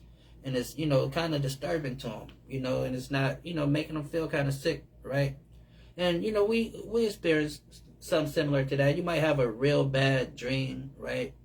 And you wake up the next morning and you feel unease about what you had, what your dream was, right? Yeah, Then it says, "And the vision of my head troubled me, and I came near unto one of them that stood by, and I asked him the truth of this. So he told me and made me know the interpretations of the thing. And these great beasts, which are four kings, which shall rise out of the earth, but the saints of the Most High shall take the kingdom and possess the kingdom forever and forever and forever." Right? And that's the Israelites. We're gonna take the kingdom. And it says, "And then I will know the truth of the fourth beast, which were diverse of all the others, exceeding dreadful, whose teeth were iron, and his nails of brass, and his which devoured and brake in pieces, and stamped the residue with his feet."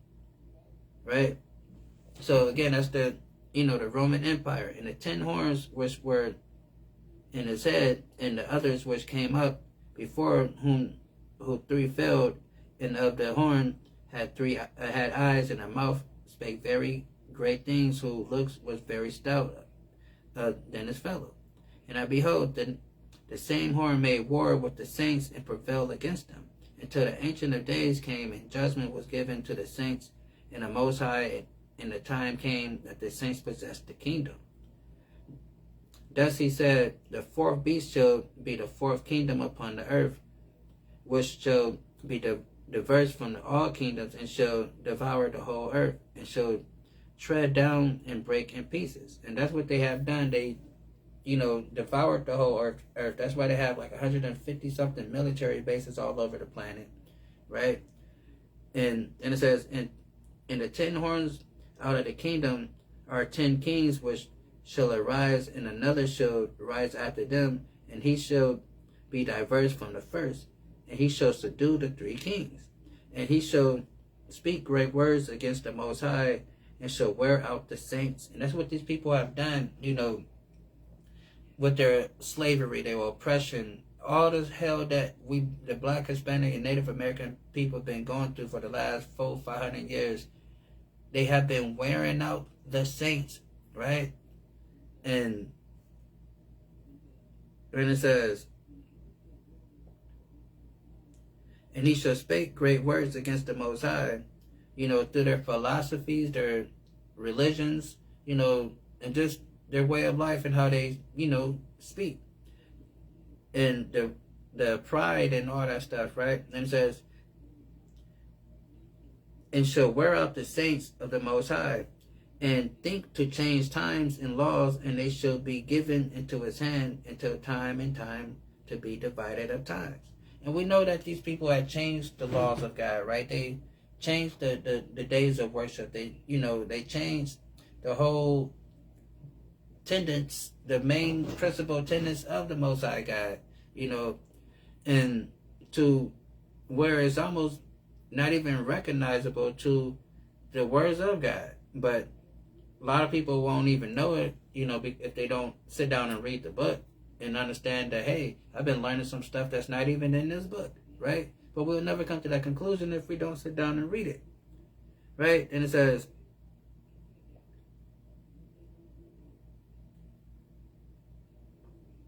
boom, boom, boom. It says, but the judgment shall sit, and they shall take away his dominion, to consume, to destroy it to the end. And that's what's going to happen, because their dominion is fallen, right? And it says, and they, like we discussed earlier, they know that their power is fallen. So instead of just letting stuff happen naturally, they're accelerating it themselves and doing things so they can control the collapse, so they can still benefit, right? And that's why they're trying to switch over to a more of a manufacturing style nation versus a financing nation, right? And it says,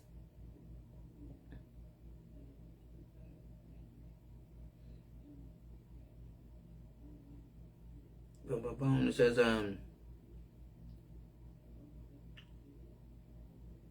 and the 10 horns out of the kingdom are 10 kings, and they shall arise, and another shall arise after them, and he shall be diverse from the first, and he shall subdue the 3 kings.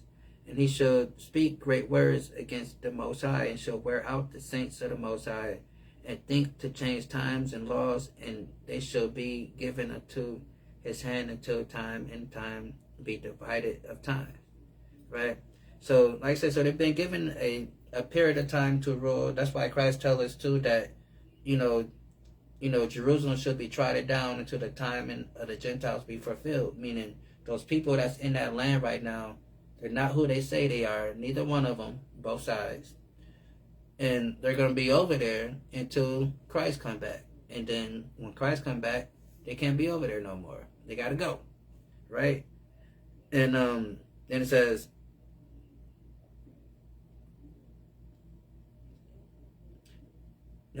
but the judgment shall sit, and they shall take away his dominion, to consume and destroy it to the end. And the kingdom and dominion and the greatness of the kingdom under the whole heaven shall be given to the people of the saints of the Most High, the Israelites, whom the kingdom is everlasting, is an everlasting kingdom, and all dominion shall serve and obey him. Right? Then it says, here too is the end of the matter. As for me, Daniel, my condemnation for troubled me, and my conscience changed in me, but I kept the matter in my heart. So Daniel's like, man, this vision I saw of this empire that's going to come in power, and it's going to be so dominant and so ruthless and violent, it made him uneasy in the spirit. He had to go take a little nap, because that's what us black folks do. Whenever we have a bad day, we take a nap. We go lay down somewhere. So Daniel's like, man, this ain't cool, man. I'm gonna have to go chill. Let's get this real quick. Let's go to Esdras 11 real quick.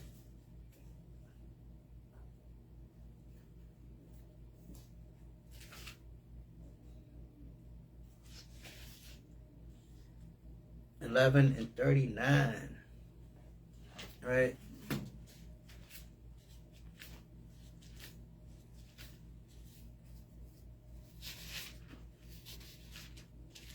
And what it say? So it says, art not thou it Are not thou it that remainest of the fourth beast, whom I made to reign in my world, that the end of their time might come through them? So, and we know that the end of their time is definitely going to come through them and how they're doing it, and because they're going to basically off themselves in this coming war, right? Revelation 18:1.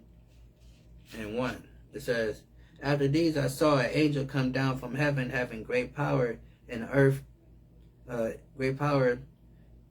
was lightning with his glory.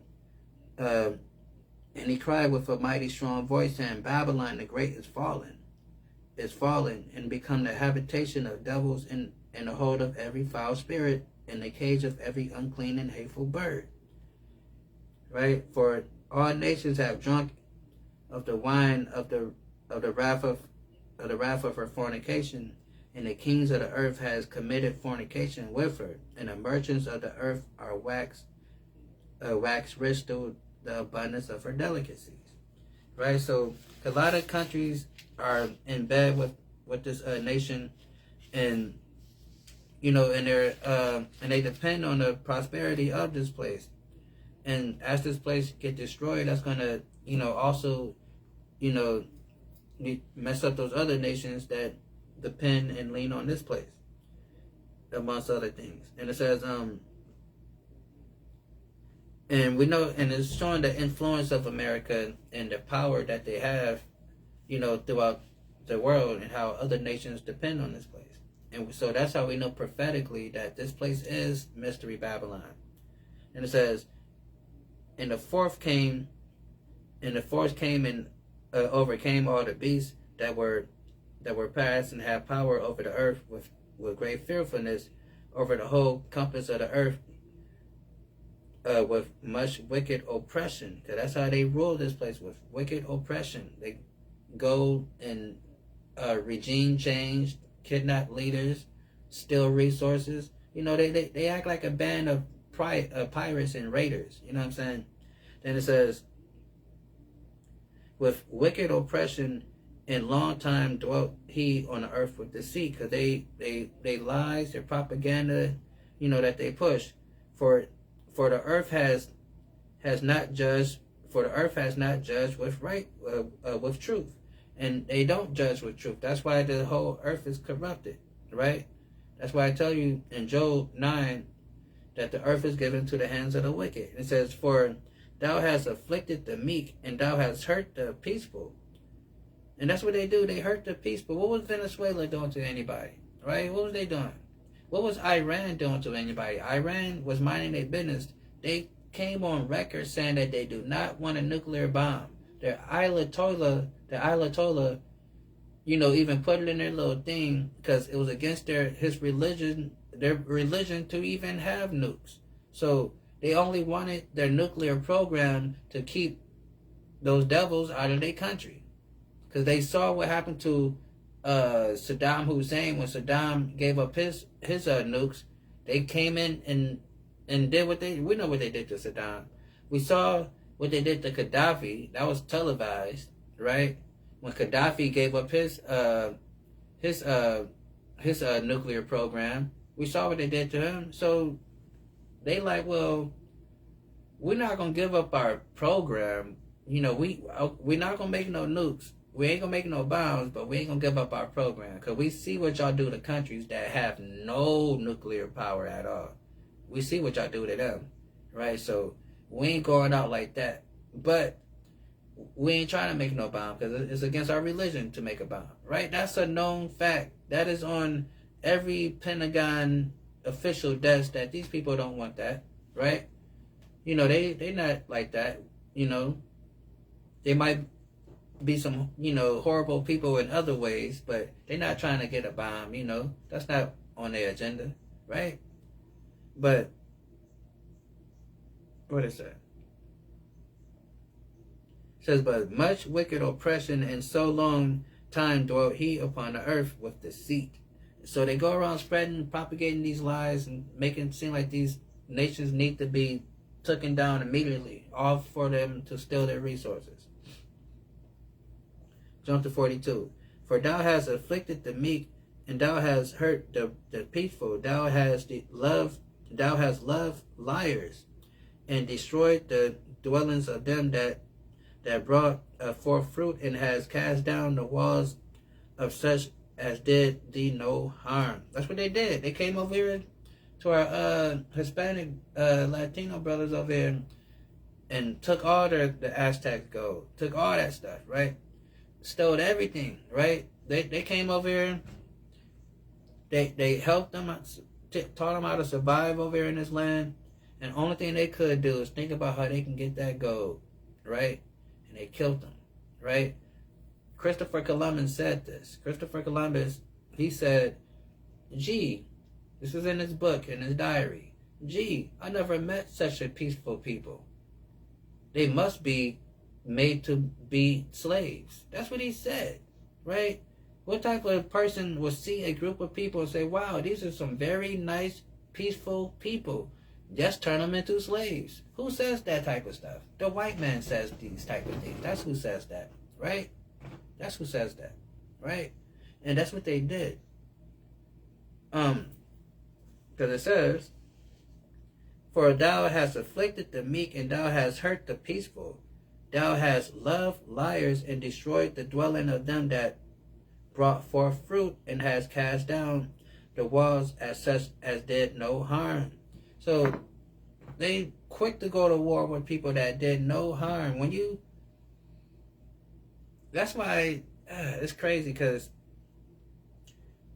we have to understand that every nation of people have a certain characteristics, a certain way about themselves, right? That's just how they are as a people. And these people are natural bandits, pirates, and raiders. It goes all the way back to their little ancestor Amalek and Esau. When you read about the Amalekites and how they got down in the southern Levant area, how they used to raid and pirate the whole little area over there, right? I was seeing something on yesterday. I was watching something that's talking about the Israeli style of warfare, because now, although, Israelis, they have a strong military, but it's not that many of them, right? So they only 0.2% of the world. So although the military is powerful because they got technology, but it's not that many of them. So they have to resort to short raids. That's why Netanyahu always get on TV talking about this is going to be a short war. It's going to be short. It's going to be short, right? Because they don't have the manpower to carry out long wars. That's why they need a bigger nation like America and other things, right? Because their nature, their Amalekite nature, right? They are raiders, and that's their style of war. They do little short raids, on different areas, and then they get up out of there, right? Because that's how they always done it, When you read the Bible about Amalek, how they got down, when you go to independent sources outside the Bible and read about the history of Amalek, pirates, right? Instead of pirates of water, there was pirates of the desert, right? Robbing people, merchants and stuff as they traveled through trying to trade and stuff. They always done that, right? Always. As the Russians say, always, right? That's just how they get down. The original gangsters. They are the real OGs. Original gangsters. Then it says,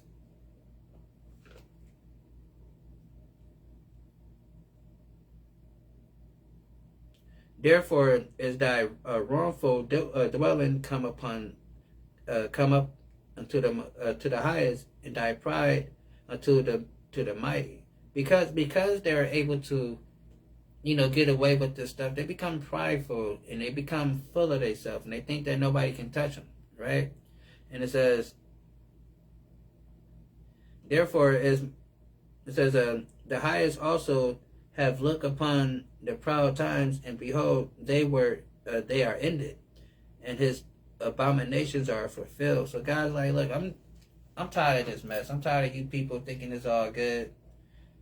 All y'all stuff that been doing, how y'all been able to operate on this earth, it's all coming to an end, right? It's coming to a screeching halt, and we're gonna put a cap on this thing. We're gonna make sure this never happen again, right? And that's why we're seeing certain things happen. You know, they think, you know, they have it all planned out with their control, you know, the destruction of America. But like we can read in Jeremiah, God says he's walking them down a trap. He's leading them into a trap that they ain't gonna be able to get out of, right? And because it tells us too, right before they want to implement their new world order, that's when Christ come back and said, nah. Like, come back like Matumbo, no, not today. Right? That's when they try to implement that's my Matumbo voice. When they try to implement their new world order, right? When they trying to finally get everything set up, and they're gonna try to get it together, and be like, no. So, then it says,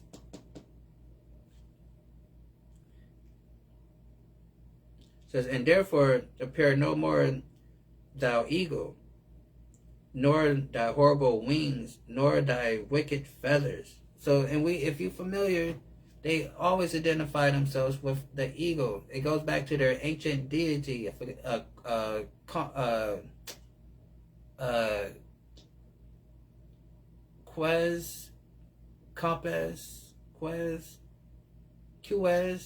Let me. Even though the Bible spell it a little different, but I can look at it and probably might jog my memory on how the correct pronunciation. But I think it's Quez. I know it's Kaz. That's the dude named Kaz. That's the person they follow, Kaz. So it's a half human, half eagle thing, right?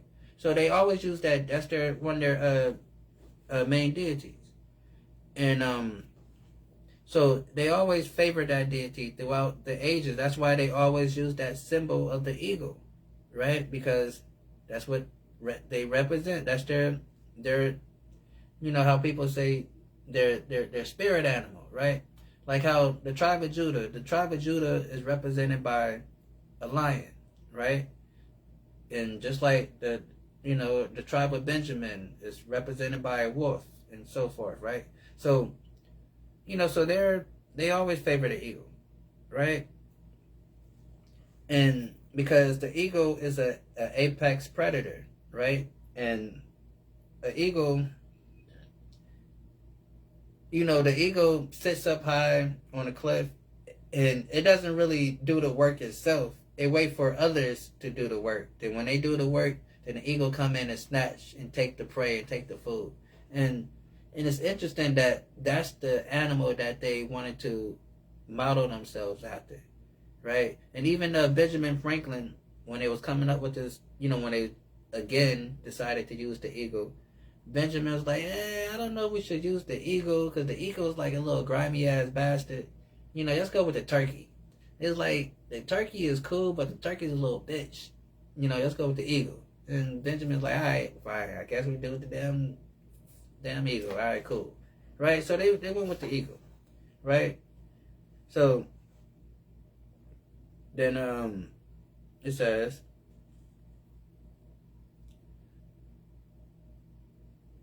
therefore is thy wrongful dwelling come up to the highest, and thy pride unto the mighty, and the highest also look upon their proud times, and behold, they were ended, and his dominion are fulfilled, and therefore appear no more thou eagle, nor thy horrible wings, nor thy wicked feathers, nor thy malice head, nor thy hurtful claws, nor all thy vain biting, that all the earth may be refreshed, and may return, being delivered from thy violence. Because these people are violent, and the earth needs to be delivered from their violence, because the only people that's keeping up hell on earth, right? And we can basically trace down there all major world problems to their rulership and their dominion on this planet, right? goes right back to him. And it says that all the earth may be refreshed and may return, being delivered from thy violence, and that they might hope and might hope for the judgment and mercy of him that made her. Right, and that's what the whole world is waiting for. They waiting for their righteousness and these people to be taken out of what they got going on. Right. Let's get this one more thing, and we out. Let's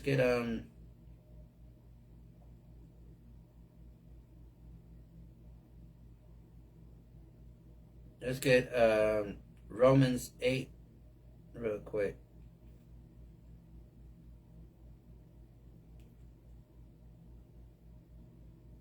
Let's get Romans 8.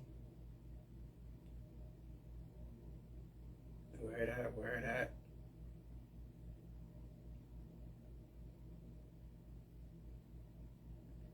Romans 8.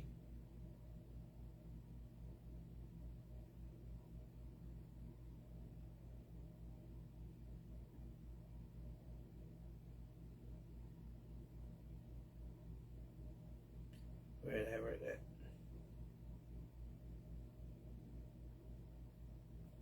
Romans 8 and 19.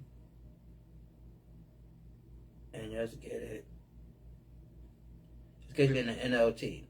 So it says, so Romans 8 and 19 in the NLT, it says, for all creation is waiting eagerly for the future day when God reveal who his children truly are. So the whole earth is waiting for that day that, for us to be revealed and who we truly are, so we can step into that righteousness and this earth to be ruled back on righteousness. So let's get this real quick and we out. So Isaiah 2, right? Chapter 2, right? Because, this is all future biblical prophecy, right?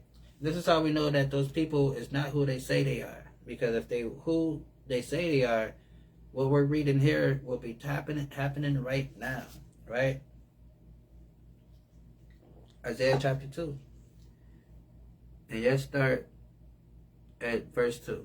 And it says, and it shall come to pass in the last days that the mountains of the Lord's house should be established on the top of the mountains. So God is going to make his people the top hegemony of the planet like he promised. Deuteronomy 28, verse 1, right? And it says, shall be exalted, it says, shall be established on the top of the mountains and shall be exalted above the hills, and all nations shall flow unto it.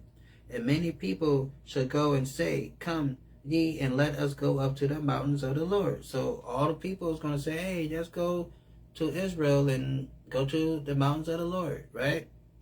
And it says,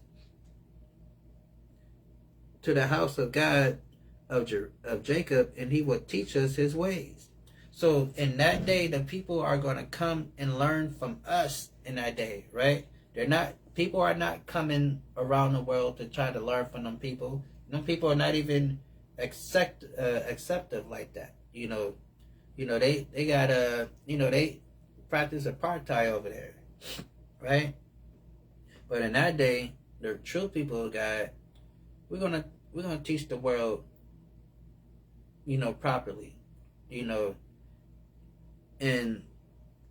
show the people what the true children of God, look like and what they're supposed to do. Because like we just read, the whole world is eager and waiting for God to reveal who his children is. Romans 9 and 8 and 19, right? And it says,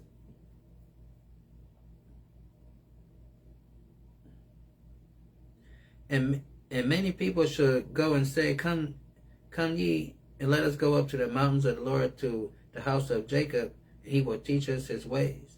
So letting us know that these churches, these religions, they don't have the truth right now, right? That's why it's very waste of time to sit up in these places that's just there to steal your money, because they don't have the truth. Because in that day, in this day, the whole world is going to come and learn from the Israelites to learn the truth. Because if these churches had the truth, then this would not be here. We wouldn't have to go and teach the world, because Christianity is one of the biggest religions on the planet. You got, I think, what was it? 4 to 5 billion people, claim to be Christians, right? So it says, and he said, and will teach us his ways, and we will walk in his path. For out of Zion go forth the law. So, because they're going to come and learn the truth of God from the real people of Israel, right? And because they're going to understand that says out of Zion go forth the law. So, here in this society, they tell you, well, you ain't got to keep the laws of God, God laws is done away with. But over here, it's telling us that the people is going to know that the law of God goes forth out of Zion. And they're going to want to, and they're going to want to try to learn the truth of that, right? And boom, boom, boom. Trying to find this one little thing. Oh yeah, Romans 3:1 real quick, right? Because it says this: what advantage then have the Jew, or what profit is there of the circumcision? Because again, if anybody can just pick up this book and just teach and read it and all that stuff, then it ain't that special, right? But it says, what advantage then have the Jew, right? Because over here it tells us, and many people should say, come ye, let us go up to the mountain of the Lord, to the house of God of Jerusalem. He will teach us his ways, and we will walk in his path. For out of Zion shall go forth the law, and for the word of the Lord from Jerusalem, right? So Paul is asking, what advantage then have the Jew? Or what profit is there of the circumcision? Much in every way, right? It's the greatest thing in the world to be an Israelite. Why much in every way? Because he gave the understanding in the law to us. That's why over here it says, and many people should say, come and let us go up to the mountain of the Lord, to the house of God of Jacob, and he will teach us his ways, and we will walk in his path. Out of Zion shall go forth the law, and the word of the Lord from Jerusalem. Right? And it says he and shall judge among the nations. So he's going to judge among the nations, and we know how he's going to judge. We read that in the book of Joel, in the valley of Jehoshaphat, when he's calling all the nations together, and is going to gather them there for that World War III Armageddon thing. And he shall judge the nations, and shall rebuke many people, and they shall beat their swords into plowshares. Because, like we read in Revelation, how it says they're going to want to try to make, war with the Lamb, right? So then they're going to try to fight against this man, and they're going to realize that their technology, their weaponry, their whole army, anything with a anything, right? It's gonna be futile in that day. It's not gonna work. They're not gonna be able to fight this man. They're not gonna be able to destroy the armies of heaven. So the smart thing to do is, what it say? It says, and they shall beat their swords into plowshares. They're gonna see their gun, they're gonna be holding their gun or whatever they got in their hand, and see the angel of the Lord or one of these Israelites, and be like, you know what? I don't even know why I got this thing in my hand. Like, you take it, right? I don't know what to do with it. Matter of fact, I'm gonna break it. I'm gonna melt this thing down. Matter of fact, because there's no need to fight. How are you gonna fight an intergalactic, all supernatural, interdimensional being? And not just him, he has the millions and millions of angels with him, right? And not just that, he has the Israelites, the gods on earth, right? Well, you can't fight against that. So you might as well take your weapons and just melt them down and make some jewelry, you know, do some arts and crafts stuff, right? And you might as well just be a monk. That's what you should do, right? No more fighting, right? And it says, and he shall judge among the nations, and shall rebuke many people, and they shall beat their swords into plowshares, and their spears into prune hooks. And nations shall not lift up sword against nation, neither shall they learn war anymore. That's called peace on earth, in case you don't know. And peace on earth is coming by a black man by the name of Mashiach Yahushua, who the world calls Jesus Christ, right? And it's going to be administrated through his black, Hispanic, and Native American people, who we know as the Israelites, right? That's what's happening here. It's called peace on earth. And there's going to be so much power in that day, so much power coming from us, so much power coming from our King, so much glory for our Most High God, that these nations is going to have the common sense enough to understand that we might as well throw all these weapons away, because we ain't going to never ever be able to use them ever again, because what they got over there ain't make our stuff look like spitballs, right? We're just shooting spitballs at these people. So let's get with the program. Let's shut all of this down, right? Stop making bombs and grenades, everybody. And just make toys, you know, just turn this into Santa's little workshop. Let's make some toys around here, goddammit. Who want to make some toys, right? That's how it's going to be in that day. Because they're going to understand that they're going to have to understand. Because like we read in Revelation, he ruled with an iron fist, right? And they shall be broken into shivers, right? So one more before we get out of here. Luke, real quick. Luke 19 and 21, 27. And it says, but those my enemies, this is Christ talking, red letter. But those my enemies wish not that I should reign over them. Because you're going to have a few people that, I'm not taking no orders for no nigga. Right? You're going to have some people say that. A lot of people going to say that. But those my enemies that wish I would not reign over them. What did Christ want us to do for those people that don't want him to be their Lord and their King, right? What is Christ going to do? Like, what do people think Christ want us to do to these people? Should we just sit them down and talk to them and, hey, you know, why don't you just try this out a little bit? You know, I know this is new to you, you know. Why don't you just give it a shot? Right? Is that what we're going to do here? What did Christ say? But those my enemies, which would not that I should reign over them, bring hither and slay them before me. That's what Christ said, right? That's my Jesus. He says, slay them before me, right? Because it says, and he shall judge among the nations and rebuke many people, and they shall beat their swords into plowshares, and their spears into prune hooks. And nation shall not lift up sword against nation, neither shall they learn war any more. O house of Jacob, come ye and let us walk in the light of the Lord. Right? That's what's happening, right? Peace on earth. Everybody gonna stop fighting, because it ain't gonna be no reason to fight, right?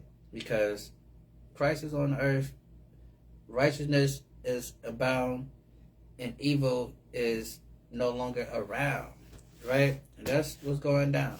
So hopefully, you know, that was edifying and all that cool stuff. You know, we get a better understanding of this prophetic timeline and how things is going to play out in God's ultimate plan to restore his people and subjugate these other nations, and, you know, for what they have done to his people, and, you know, getting rid of the cancer cell.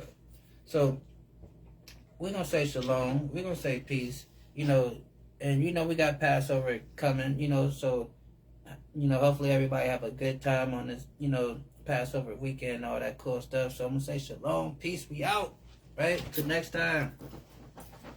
Shalom.